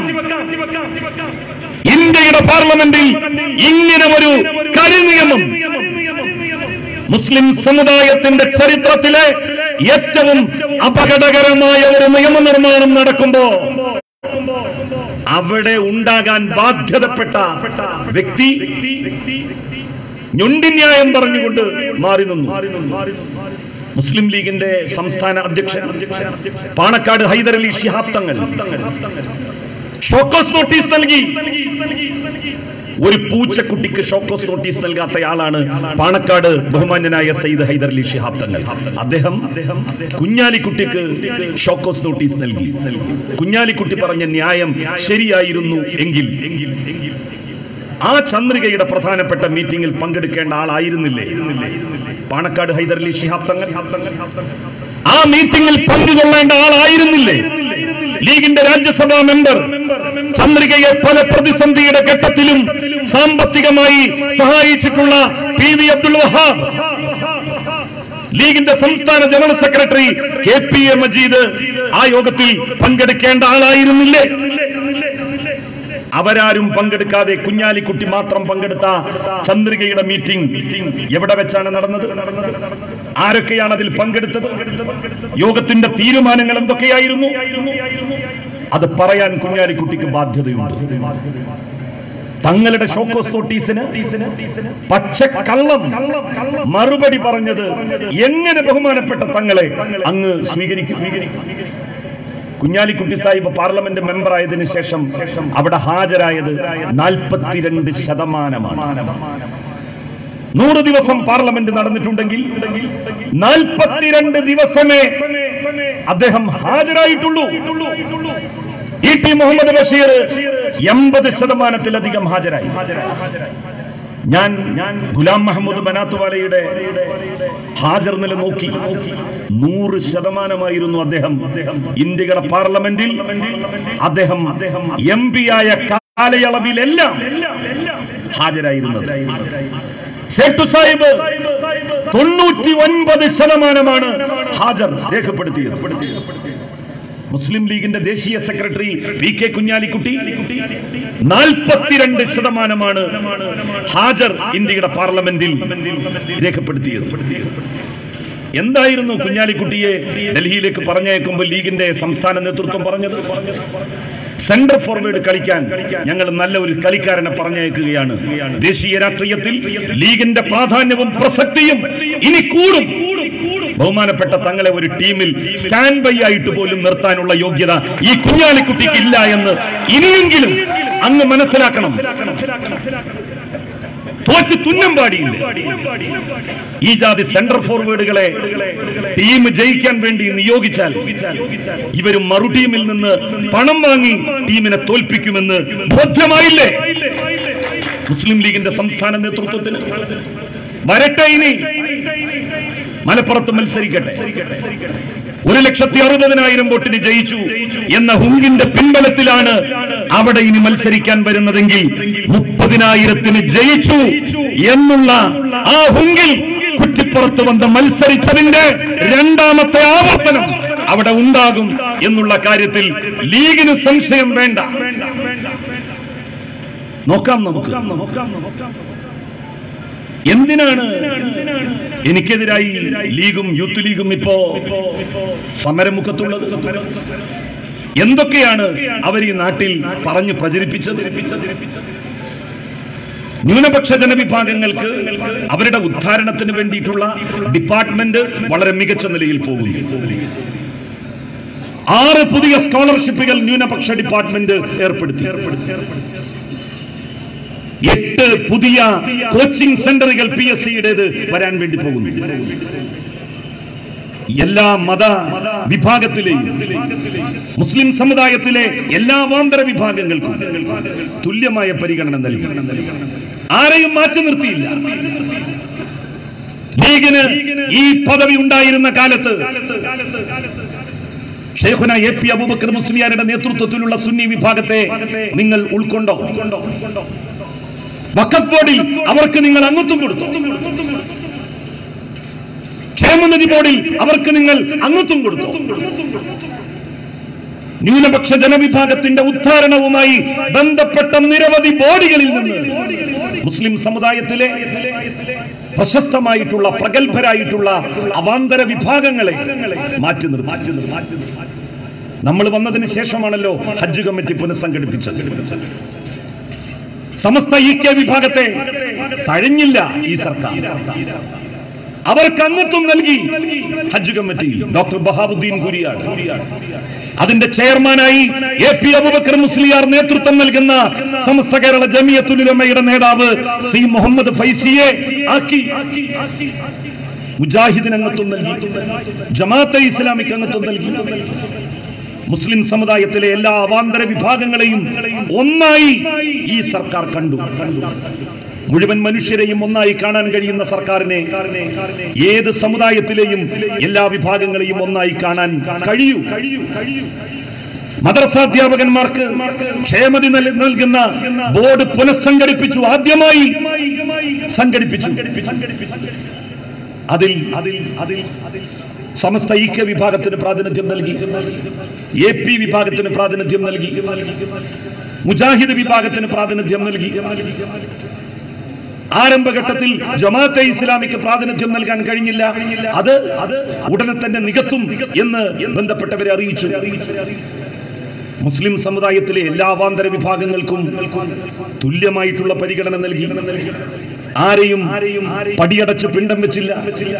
ആരോടും മാറി നിൽക്കണം എന്ന് പറഞ്ഞില്ല. ന്യൂനപക്ഷ ക്ഷേമ വകുപ്പിന്റെ പ്രവർത്തനങ്ങൾ മികച്ച നിലയിൽ പോകുന്നു. ഇനി വഖഫ് ബോർഡ് പുനഃസംഘടിപ്പിക്കാൻ പോകുന്നു. ആ വഖഫ് ബോർഡിലും എല്ലാ വിഭാഗം ആളുകൾക്കും പ്രാതിനിധ്യം ഈ സർക്കാർ ഉറപ്പുവരുത്തും. ഏതെങ്കിലും ഒരു പ്രത്യേക വിഭാഗത്തോട് പ്രത്യേക മമതയോ പ്രത്യേകമായിട്ടുള്ള വിദ്വേഷമോ ഈ ഗവൺമെന്റിനില്ല. വഖഫ് ട്രിബ്യൂണൽ വരുന്ന 19-ാം തീയതി ഉദ്ഘാടനം ചെയ്യുകയാണ് കേരളത്തിൽ. 3 ജഡ്ജിമാർ ഉൾപ്പെടെ 50 സ്റ്റാഫ് അടങ്ങുന്ന വഖഫ് ബോർഡ് ട്രിബ്യൂണൽ കോഴിക്കോട്ട് ഉദ്ഘാടനം ചെയ്യാനിരിക്കുകയാണ്. ന്യൂനപക്ഷ ക്ഷേമ പ്രവർത്തനങ്ങൾ മെച്ചപ്പെട്ട നിലയിലേക്ക് വരുന്നു. അവർക്ക് വേണ്ടി സ്ഥാപിതമായിട്ടുള്ള ഒരു കോർപ്പറേഷനാണ് കോഴിക്കോട് ആസ്ഥാനമായുള്ള ന്യൂനപക്ഷ ധനകാര്യ വികസന കോർപ്പറേഷൻ. ആ കോർപ്പറേഷനെ കഴിഞ്ഞ യു.ഡി.എഫിന്റെ സർക്കാർ തകർത്ത് നിലംപരിശാക്കി. ലീഗിന്റെയും യൂത്ത് ലീഗിന്റെയും MSFന്റെയും നേതാക്കന്മാർക്ക് ലക്ഷക്കണക്കിന് രൂപ ലോണ് കൊടുത്തു. ആ ലോണിലേക്ക് ഒരു ചില്ലി പൈസ പോലും അവർ തിരിച്ചടച്ചില്ല. എത്രയോ തിരിച്ചടവിന് സാധ്യതയുള്ള ലോണ് ഒരടവ് പോലും തിരിച്ചടക്കാതെ ആ കോർപ്പറേഷനെ തകർക്കുന്ന സാഹചര്യത്തിലേക്ക് കൊണ്ടുപോയി. 941 പേരാണ് എടുത്ത ലോണ് തിരിച്ചടക്കാതെ ആ സ്ഥാപനം തകർക്കാൻ വേണ്ടി നോക്കിയത്. ആ ഘട്ടത്തിലാണ് കേരളത്തിലെ പ്രശസ്തമായിട്ടുള്ള ഒരു ധനകാര്യ സ്ഥാപനത്തിൽ ജോലി ചെയ്യുന്ന ഒരാളുടെ സേവനം ആ കോർപ്പറേഷന് വേണമെന്ന് ഞങ്ങൾ തീരുമാനിച്ചത്. ഒരുപാട് അന്വേഷിച്ചു ഞങ്ങൾ. ഒരാളും വരാൻ തയ്യാറായിരുന്നില്ല. കാരണം ബാങ്കിൽ ജോലി ചെയ്യുന്നവർക്ക് മികച്ച സാലറിയാണ്. സൗത്ത് ഇന്ത്യൻ ബാങ്കിലോ കനറ ബാങ്കിലോ ജോലി ചെയ്യുന്ന ഏതെങ്കിലും ഒരു ആളോട് നിങ്ങൾ ചോദിച്ചു നോക്ക്. അവിടുത്തെ സീനിയർ മാനേജർക്ക് ഇപ്പൊ കിട്ടുന്ന ശമ്പളം എന്താണ്? 10 വർഷം സീനിയോറിറ്റിയുള്ള ഒരു സീനിയർ മാനേജർക്ക് സൗത്ത് ഇന്ത്യൻ ബാങ്കിലും കനറ ബാങ്കിലും ഫെഡറൽ ബാങ്കിലും സ്റ്റേറ്റ് ബാങ്ക് ഓഫ് ട്രാവൻകൂറിലും കിട്ടുന്ന ശമ്പളം എത്രയാണ്? 86,000 രൂപ ശമ്പളവും ഏതാണ്ട് ഒരു 30-35,000 രൂപ അലവൻസും ബോണസും ഉൾപ്പെടെ ലഭിക്കുന്നു. ഏറ്റവും ചുരുങ്ങിയത് 1,10,000 രൂപ സാലറി ആയിട്ടും ബോണസ് ആയിട്ടും കൂടി കിട്ടുന്നു. അങ്ങനെയുള്ള ആളുകൾ അവിടുത്തെ ശമ്പളത്തിന് മാത്രം ഈ കോർപ്പറേഷനിൽ വന്ന് എങ്ങനെ ജോലി ചെയ്യും? 86,000 രൂപ മാത്രമാണ് ഈ കോർപ്പറേഷനിൽ നിന്ന് കിട്ടുന്നത്. 7 പേർ അപേക്ഷിച്ചു ഡെപ്യൂട്ടേഷൻ. അതിൽ 3 പേരെ വന്നുള്ളൂ.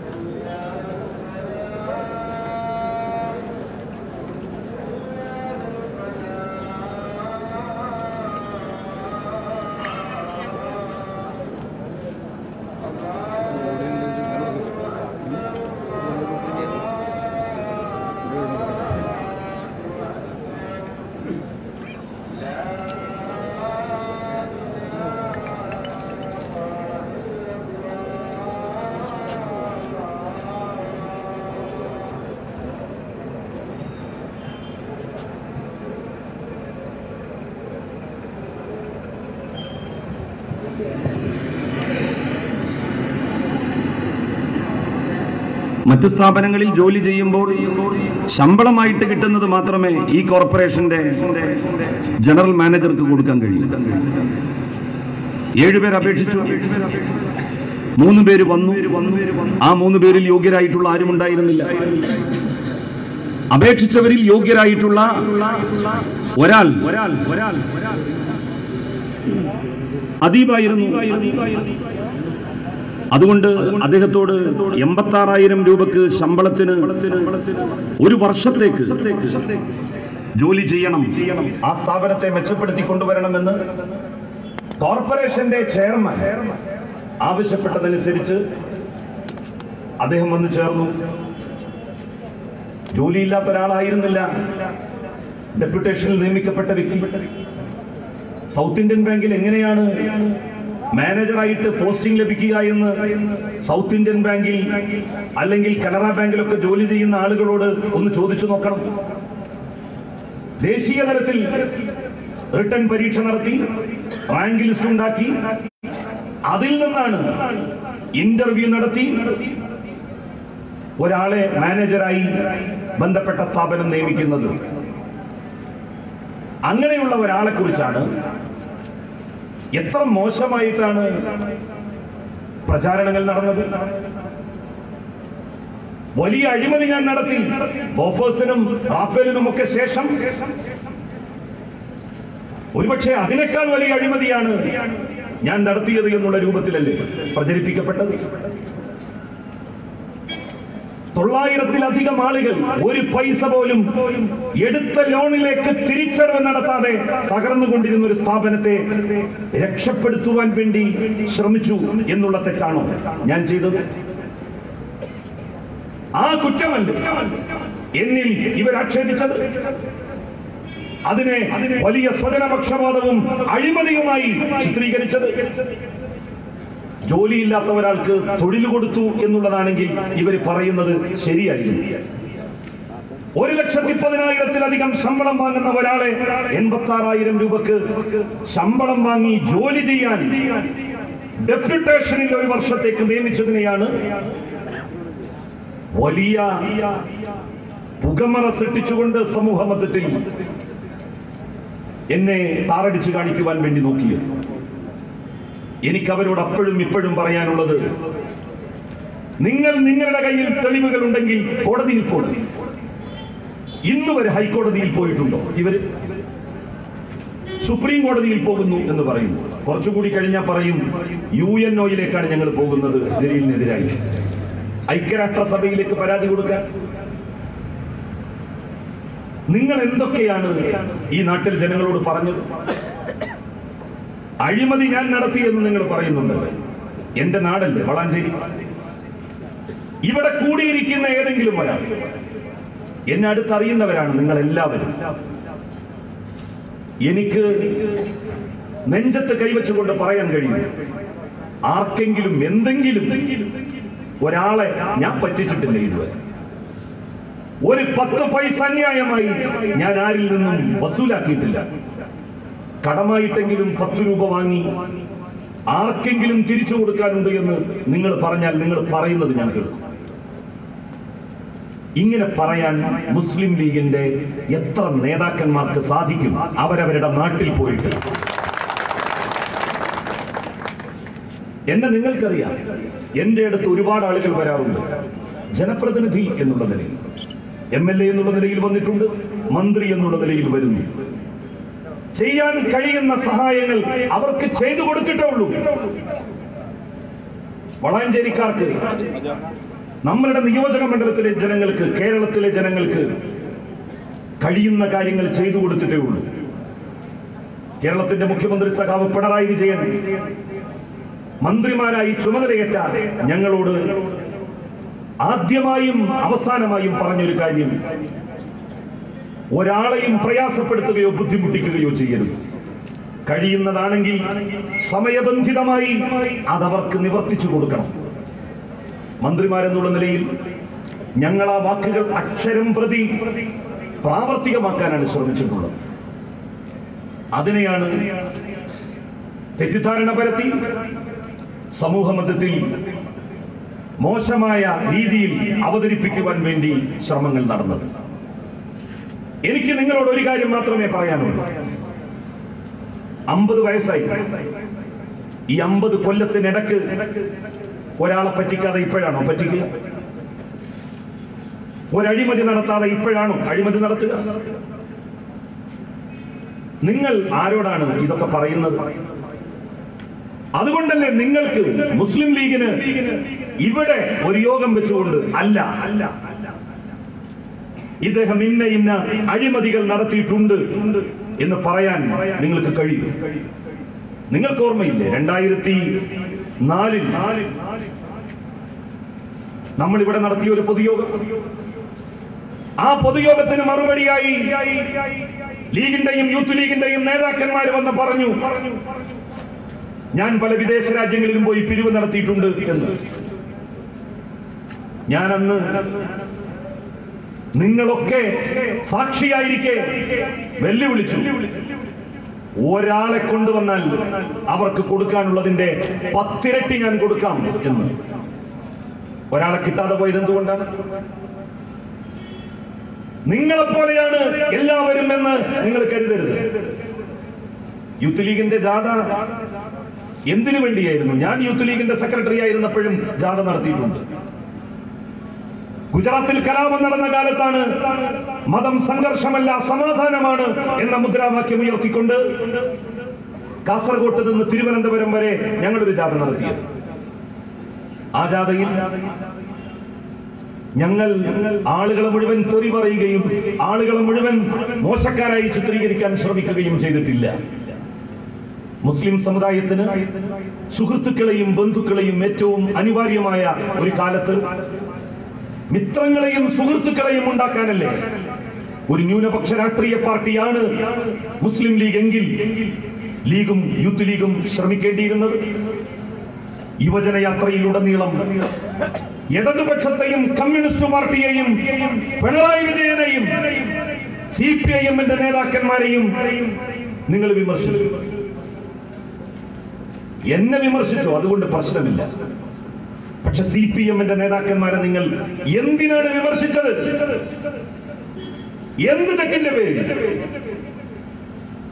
ഞാൻ നേരത്തെ സൂചിപ്പിച്ചതുപോലെ മുസ്ലിം സമുദായത്തിന്റെ ചരിത്രത്തിലെ ഏറ്റവും പ്രയാസപൂർണമായ ഒരു നിയമനിർമ്മാണ വേളയിൽ ന്യൂനപക്ഷ ജനവിഭാഗത്തിന്റെ വികാരത്തിന്റെ കൂടെ നിന്ന CPIM, ആ CPIM-നെ നിങ്ങൾ എന്തിനു വിമർശിച്ചു? ലീഗല്ലാത്ത മുഴുവൻ ആളുകളെയും നിങ്ങൾ മതത്തിൽ നിന്ന് പുറത്താക്കാൻ നോക്കി.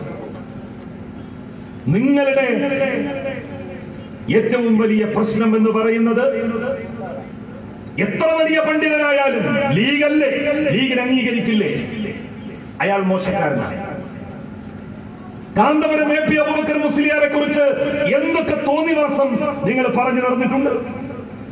ഖലീലുൽ ബുഖാരി തങ്ങളെ കുറിച്ച് എന്തൊക്കെ അപവാദം നിങ്ങൾ പ്രചരിപ്പിച്ചിട്ടുണ്ട്. അഖിലേന്ത്യാ ലീഗിന്റെ നേതാവായിരുന്ന, സാത്വികനായിരുന്ന, സൂഫി വര്യനെ പോലെ ജീവിച്ച MK ഹാജിയെ ഹമുക്കാജി എന്ന് നിങ്ങൾ അഭിസംബോധന ചെയ്തിട്ടില്ലേ? സയ്യിദ് ഉമർ ബാഫക്കി തങ്ങളെ മ്ലേച്ഛനായ തങ്ങൾ എന്ന് നിങ്ങൾ വിശേഷിപ്പിച്ചിട്ടില്ലേ? ഞങ്ങൾ ആരെങ്കിലും തങ്ങന്മാരെ നിങ്ങൾ നിങ്ങളുടെ എതിർചേരിയിലുള്ള ആളുകളെ പറഞ്ഞതിന്റെ 1000-ൽ ഒരംശം മോശമായ പദപ്രയോഗങ്ങൾ ഉപയോഗിച്ച് അഭിസംബോധന ചെയ്തിട്ടുണ്ടോ? ചീത്ത വിളിച്ചിട്ടുണ്ടോ? അഭിപ്രായങ്ങൾ പറഞ്ഞിട്ടുണ്ട്. ഞങ്ങളുടെ വിയോജിപ്പുകൾ രേഖപ്പെടുത്തിയിട്ടുണ്ട്. രേഖപ്പെടുത്തേണ്ട ഇടതുപക്ഷ സർക്കാർ നടത്തിയ വനിതാ മതിലിൽ മുസ്ലിം സ്ത്രീകൾ നിൽക്കരുത് എന്ന് ചില ആളുകൾ പറഞ്ഞപ്പോ എതിർത്തിട്ടുണ്ട്. അങ്ങനെ ഇനിയും പറഞ്ഞാൽ 1000 കുതിരശക്തിയോടെ ഞങ്ങൾ എതിർക്കും, പ്രതികരിക്കും. ഒരു സംശയവും ആർക്കും വേണ്ട. മുസ്ലിം ലീഗ് യുവജനയാത്ര നടത്തിയത്, അവിടെ സ്ത്രീകൾ പങ്കെടുത്തില്ലേ? മുനവർ അലി ശിഹാബ് തങ്ങളുമൊത്ത് സെൽഫി എടുത്തില്ലേ? മുസ്ലിം സഹോദരിമാർ വലിയ മതിൽ കെട്ടി ജാഥക സ്വീകരിച്ചില്ലേ? എന്തേ ഈ നേതാക്കന്മാർ അന്ന് മുസ്ലിം സ്ത്രീകൾ പരസ്യവസ്തുവാകരുത് എന്ന് പറഞ്ഞില്ല? എന്ന് മതവിധി പുറപ്പെടുവിച്ചില്ല? ലീഗ് ചെയ്യുന്നത് എന്തും അംഗീകരിച്ചു കൊടുക്കില്ല. ഞാന് ശബരിമല ക്ഷേത്രത്തിൽ ചെന്നപ്പോ തീർത്ഥം നൽകി അവിടുത്തെ പൂജാരി. ഒരു ക്ഷേത്രത്തിൽ നമ്മൾ ചെല്ലുമ്പോ സ്നേഹ മസരണമായി നമ്മളെ സ്വീകരിക്കാൻ അവരാ ക്ഷേത്രത്തിന്റെ ആചാരമനുസരിച്ച് പ്രവർത്തിക്കുമ്പോ അതിനോട് മുഖം തിരിഞ്ഞു നിൽക്കുകയാണോ വേണ്ടത്? ഞാനത് വാങ്ങി.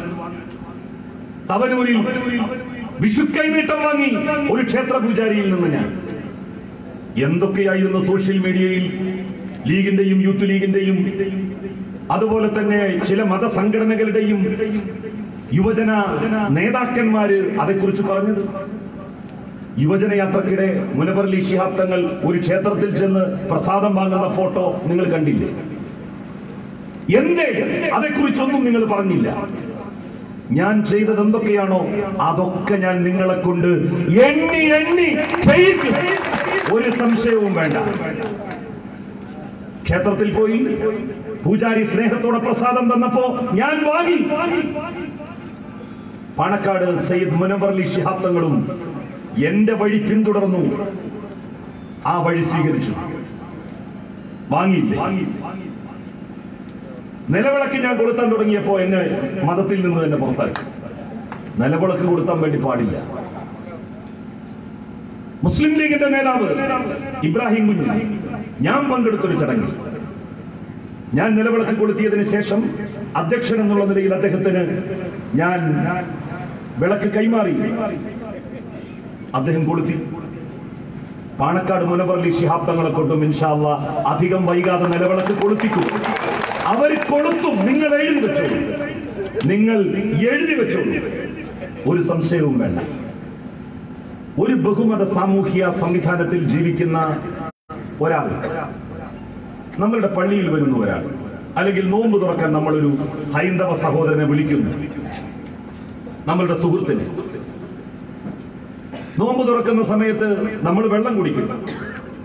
നമ്മൾ ആ വെള്ളം ഈ ഹൈന്ദവ സുഹൃത്തിന് എടുത്തു കൊടുക്കുമ്പോ ഇത് നബിചര്യയാണ്, അതുകൊണ്ട് എനിക്കിത് കുടിക്കാൻ കഴിയില്ല എന്ന് ഒരു ഹൈന്ദവ സുഹൃത്ത് പറഞ്ഞാൽ നമ്മളുടെ മനസ്സ് എന്താണ്? കാരക്ക ഉപയോഗിച്ചാണല്ലോ നോമ്പ് തുറക്കാറ്.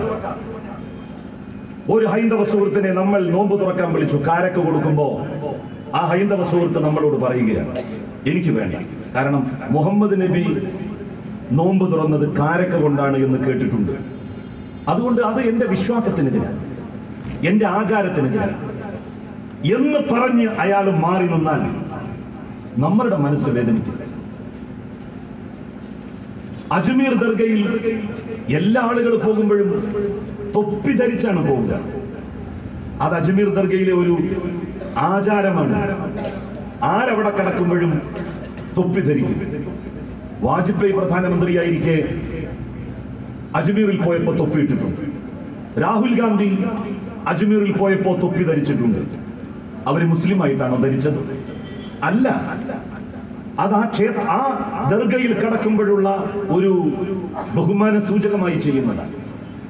ഞങ്ങൾ നിയമസഭാംഗങ്ങൾ, ഖാദർ സാഹിബ് ഉൾപ്പെടെയുള്ള ആളുകൾ, മുസ്ലിം ലീഗിന്റെ MLA, സുവർണക്ഷേത്രം സിഖുകാരുടെ പ്രധാനപ്പെട്ട ആരാധനാ കേന്ദ്രം സന്ദർശിക്കാൻ വേണ്ടി പോയി പഞ്ചാബിൽ. അവിടേക്ക് കടക്കാം, ആർക്കും കടക്കാം, പക്ഷെ ഒരു വ്യവസ്ഥയുണ്ട്. അവര് തരുന്ന ഒരു മഞ്ഞ തൂവാല നമ്മൾ തലയിൽ കെട്ടണം. അങ്ങനെ തലയിൽ കെട്ടിയല്ലാതെ ആ ക്ഷേത്രത്തിലേക്ക് ആർക്കും പ്രവേശിക്കാൻ കഴിയില്ല. ഞങ്ങളെല്ലാവരും ആ തൂവാല കെട്ടി ക്ഷേത്രത്തിൽ കടന്നു.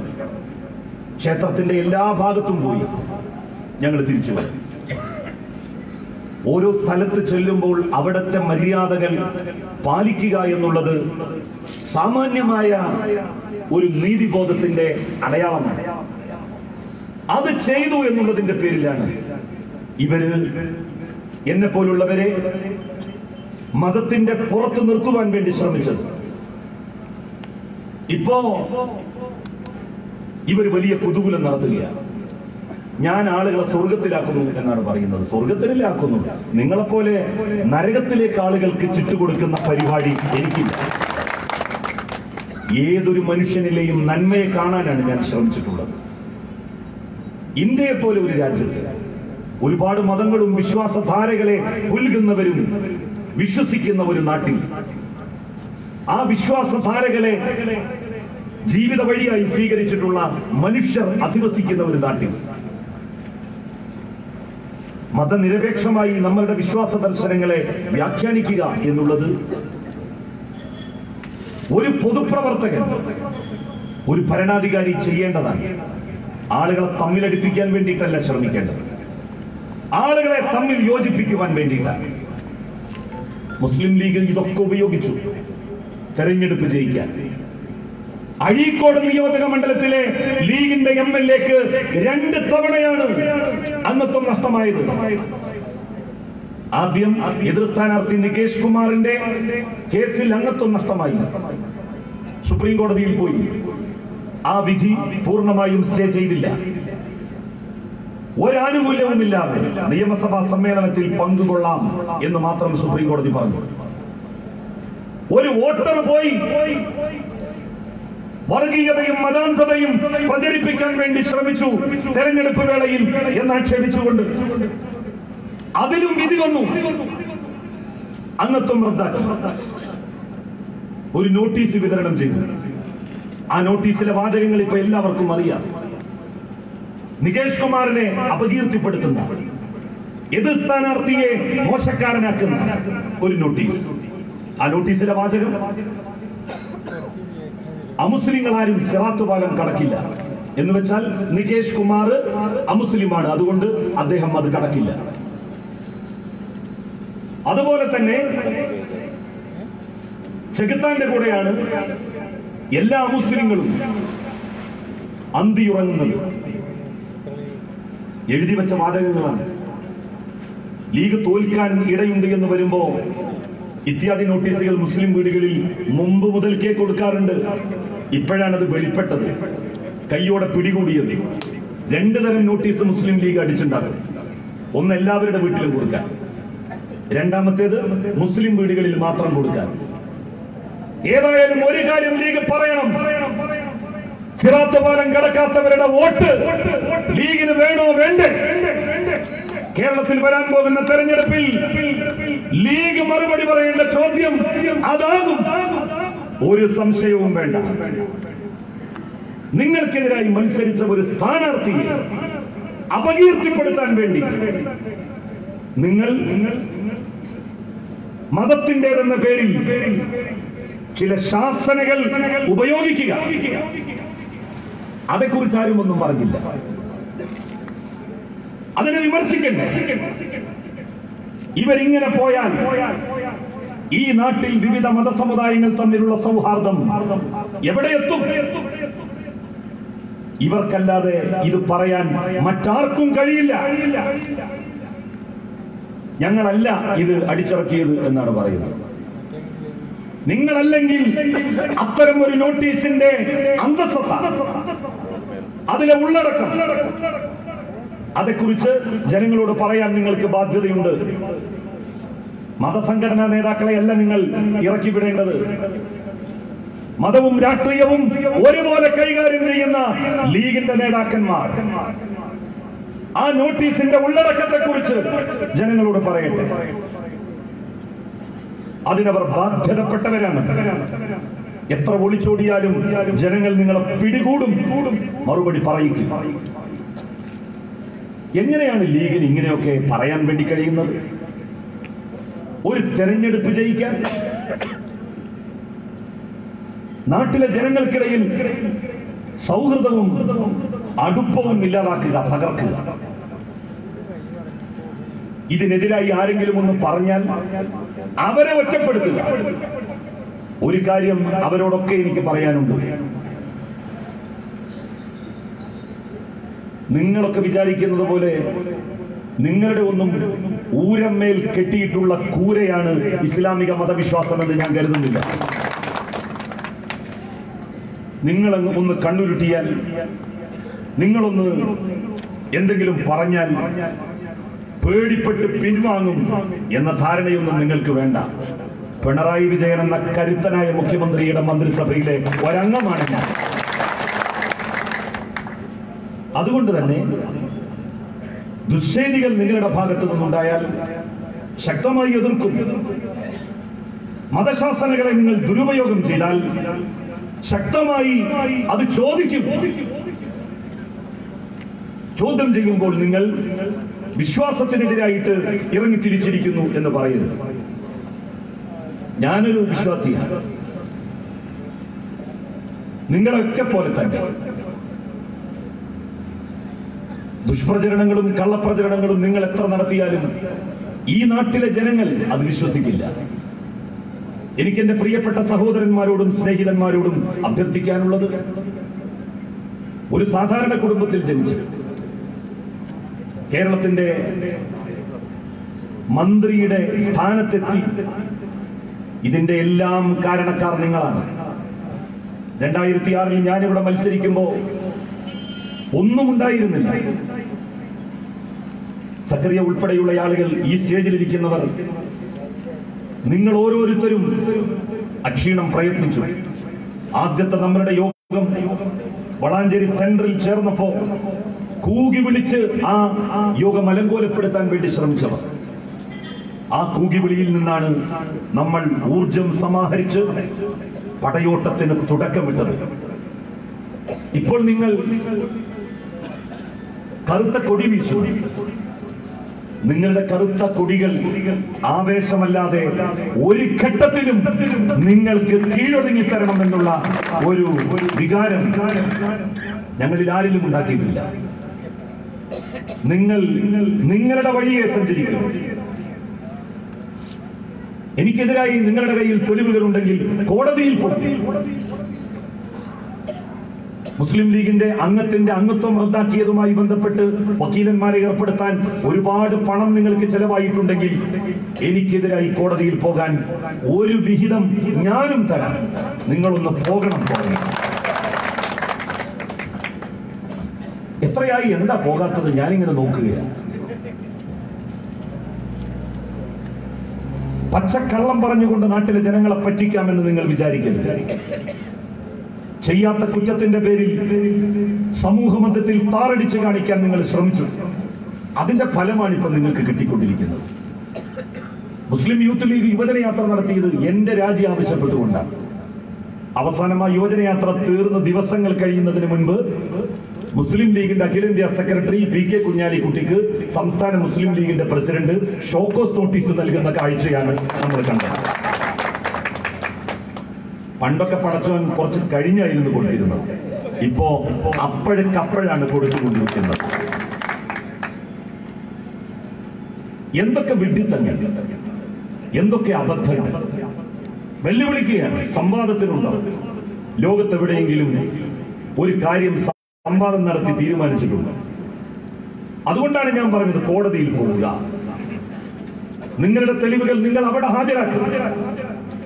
പത്രമാധ്യമങ്ങളെയും ചാനലുകളെയും വിലക്കെടുത്തുകൊണ്ട് താറടിച്ചു കാണിക്കാൻ വേണ്ടി നിങ്ങൾ ശ്രമിച്ചു. പക്ഷേ നാട്ടിലെ ജനങ്ങൾക്ക് സത്യമറിയാം. അത് നിങ്ങൾക്ക് ബോധ്യമാകുന്ന ഒരു ദിവസം വരും എന്ന് മാത്രമാണ് എനിക്കതേക്കുറിച്ച് പറയാനുള്ളത്. പ്രിയപ്പെട്ടവരെ, ഇടതുപക്ഷത്തിന്റെ സാന്നിധ്യം ഏറ്റവും അനിവാര്യമായ ഒരു ദിശാസന്ധിയിലൂടെയാണ് നമ്മൾ കടന്നു പോകുന്നത്. ലോക്സഭാ തെരഞ്ഞെടുപ്പ് വരുന്നു. കോൺഗ്രസ് അല്ലേ BJPയെ തടുക്കാൻ എന്ന് ചിലരെങ്കിലും ആലോചിക്കാം. ഇടതുപക്ഷത്തിന് സ്വാധീനമുള്ള ഒന്നാം UPA സർക്കാരിനെ പോലെയുള്ള ഒരു സർക്കാർ കോൺഗ്രസിന് ഇടതുപക്ഷത്തിന്റെ മൂക്ക് കയർ. അങ്ങനെ ഒരു മൂക്ക് കയറിൽ കോൺഗ്രസ് നാട് ഭരിച്ചാലേ ഈ നാട്ടിലെ ജനങ്ങൾക്ക് BJPക്കും RSSനും എതിരായി പൊരുതാനുള്ള ശേഷിയും ശേമുഷിയും ലഭിക്കുകയും. കോൺഗ്രസിനെ മാത്രം നമ്മൾ വിട്ടാൽ മറ്റൊരു BJP ആയി കോൺഗ്രസ് മാറും. ഒന്നാം UPA ഗവൺമെന്റ് ഇന്ത്യയുടെ ചരിത്രത്തിലെ ഏറ്റവും നല്ല ഗവൺമെന്റാണ്. എന്തുകൊണ്ടാണ് ഏറ്റവും നല്ല ഗവൺമെന്റ് ആയത്? 60ഓളം ഇടതുപക്ഷ MP-മാരുടെ പിന്തുണയും അവരുടെ നിയന്ത്രണവും ആ സർക്കാരിനുണ്ടായിരുന്നു. ഒരു കാരണവശാലും UDF-നെ ജയിപ്പിക്കണമെന്ന് തീരുമാനിക്കരുത്. ഇടതുപക്ഷത്തെ ജയിപ്പിച്ചുകൊണ്ട് BJPക്കെതിരായിട്ടുള്ള പോരാട്ടത്തിൽ കോൺഗ്രസിന്റെ നയസമീപനങ്ങളെ സമ്പൂർണമായും BJP വിരുദ്ധമാക്കാൻ ഇടതുപക്ഷത്തിന്റെയും CPIM-ന്റെയും ഉറച്ച നിലപാട് അനിവാര്യമാണ്. വനിതാ മതിലിൽ പങ്കുചേരുന്നതിനെ കുറിച്ചും അതിന്റെ സംഘാടക സമിതിയെ കുറിച്ചുമൊക്കെ എന്തൊക്കെയാണ് ഇവിടെ പറഞ്ഞു നടന്നത്. പണ്ട് ബാബരി മസ്ജിദ് പൊളിക്കാൻ പോയ സുഗതൻ കമ്മിറ്റിയിൽ അംഗമായിരിക്കുന്നു. ബാബറി മസ്ജിദ് പൊളിച്ചയാളാണ് നരസിംഹറാവുവും കോൺഗ്രസും. സുഗതൻ പറഞ്ഞു, അന്ന് എനിക്ക് സംഭവിച്ചത് തെറ്റാണ്. 26ാമത്തെ വയസ്സിൽ ഒരു ചോരത്തിളപ്പിൽ ചെയ്ത കാര്യമാണ്. അതിലെനിക്ക് കുറ്റബോധമുണ്ട്. അങ്ങനെ പറയുന്ന ഒരാളെ നീ അവിടെ തന്നെ നിന്നോ മരിക്കുവോളം എന്നാണോ നമ്മൾ പറയേണ്ടത്? ഇസ്ലാമിക ചരിത്രം അറിയില്ലേ ലീഗിന്? ഡോക്ടർ മുനീറിന് പ്രവാചകൻ സല്ലല്ലാഹു അലൈഹി വസല്ലമയെ ഏറ്റവും കൂടുതൽ എതിർത്തയാളായിരുന്നു രണ്ടാമത്തെ ഖലീഫ ഉമർ ഇബ്നുൽ ഖത്താബ് റളിയല്ലാഹു അൻഹു. ആ ഉമർ അവസാനം പ്രവാചകന് ശേഷം രണ്ടാമത്തെ ഖലീഫയായത് ഓർമ്മയില്ലേ നിങ്ങൾക്ക്? ഉഹദ് യുദ്ധത്തിൽ പങ്കെടുത്ത ഹംസ റളിയല്ലാഹു അൻഹുവിനെ കൊലപ്പെടുത്തിയ വഹ്ശിക്ക് മാപ്പ് നൽകി അയാളെ ഇസ്ലാം മത വിശ്വാസത്തിലേക്ക് സ്വീകരിച്ച പ്രവാചകന്റെ മാതൃക മറന്നുപോയോ? ഹംസ റളിയല്ലാഹു അൻഹുവിന്റെ കരള് പറിച്ചെടുത്ത് കടിച്ച് ചവച്ച് തുപ്പിയ ഹിന്ദിന് മാപ്പ് കൊടുക്കുകയും അവരെ മുഹമ്മദ് നബി സല്ലല്ലാഹു അലൈഹി വസല്ലം തന്റെ അനുയായിയാക്കുകയും ചെയ്തില്ലേ? അതാണ് ഇസ്ലാമിക ചരിത്രം. ഒരു RSSകാരൻ, ഒരു BJPക്കാരൻ ആ പാർട്ടി വിട്ട് വരാൻ വേണ്ടി നോക്കുമ്പോ നീ വരരുത്, നീ അവിടെ നിൽക്കണം ജീവിതാന്ത്യം വരെ എന്ന് പറയലാണോ ബുദ്ധിയുള്ള ഒരു രാഷ്ട്രീയ പ്രവർത്തകൻ ചെയ്യേണ്ടത്, ഒരു മതേതര കക്ഷി ചെയ്യേണ്ടത്? ഇന്ത്യയിലെ ഏറ്റവും വലിയ ദേശീയോത്ഗ്രഥന പ്രവർത്തനം എന്ന് പറഞ്ഞാൽ RSSൽ നിന്നും BJPയിൽ നിന്നും ഒരാളെ അടർത്തിയെടുത്ത് മറുപക്ഷത്തേക്ക് കൊണ്ടുവരിക എന്നുള്ളത് തന്നെയാണ്. ആ വലിയ ദൗത്യമാണ് CPIM ഇടതുപക്ഷ മുന്നണിയും നിർവഹിച്ചുകൊണ്ടിരിക്കുന്നത്. ആളുകൾ അവിടെ നിന്ന് ഇങ്ങോട്ട് കൊണ്ടുപോകുമ്പോൾ കോൺഗ്രസിൽ നിന്ന് ആളുകൾ BJPയിലേക്ക് പോവുകയാണ്. രാമൻ നായർ BJPയിൽ എത്തിക്കഴിഞ്ഞു. കോൺഗ്രസിന്റെ എത്ര നേതാക്കന്മാർ ഇനി എത്തില്ല എന്ന് ഉറപ്പിച്ചു പറയാൻ കഴിയും? കോൺഗ്രസുകാര് പകല് കോൺഗ്രസും രാത്രി RSSുമാണ് എന്ന് പറഞ്ഞത് AK ആന്റണിയല്ലേ? ഞങ്ങളാരെങ്കിലും? ഞങ്ങളാരുമല്ല. AK ആന്റണിയാണ് പറഞ്ഞത്. ഞാൻ പറയുന്നത് കോൺഗ്രസിനെയും BJPയെയും RSSനെയും നമുക്ക് തിരിച്ചറിയാൻ കഴിയുന്നില്ല. ഈ ഒരു സാഹചര്യം നമ്മളുടെ നാട്ടിൽ സമാഗതമായിരിക്കുന്നു. RSSനും BJPക്കുമെതിരായി ഉറച്ച നിലപാടെടുത്തുകൊണ്ട് മുന്നോട്ട് പോകുന്ന ഇടതുപക്ഷ മുന്നണിയെ, സഖാവ് പിണറായി വിജയനെ, CPIMനെ നിങ്ങൾ പിന്തുണക്കുക. ആ സംഘത്തെ നിങ്ങൾ ശക്തിപ്പെടുത്തുക എന്ന് മാത്രം ഈ സന്ദർഭത്തിൽ നിങ്ങളോട് അഭ്യർത്ഥിച്ചുകൊണ്ട് ഞാൻ എന്റെ വാക്കുകൾ അവസാനിപ്പിക്കുന്നു. നന്ദി, നമസ്കാരം.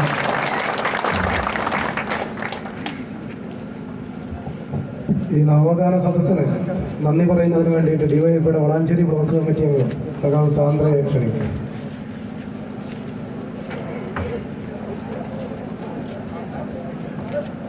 പരിപാടി ഉദ്ഘാടനം ചെയ്ത് സംസാരിച്ച സഖാവ്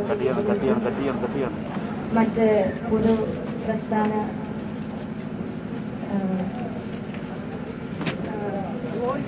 ജില്ലാ സെക്രട്ടേറിയറ്റ് അംഗം സഖാവ് സക്രിയ, KP ശങ്കര മാസ്റ്റർ, മറ്റ് സഖാക്കൾ, യൂണിറ്റുകളിൽ നിന്നുള്ള സഖാക്കൾ, മറ്റ് ജനങ്ങൾ, എല്ലാവർക്കും മേഖലാ കമ്മിറ്റിയുടെ പേരിൽ ഒറ്റവാക്കിൽ നന്ദി പറഞ്ഞുകൊണ്ട് അധ്യക്ഷന്റെ അനുമതിയോടുകൂടി യോഗം പിരിച്ചുവിട്ടതായി അറിയിക്കും.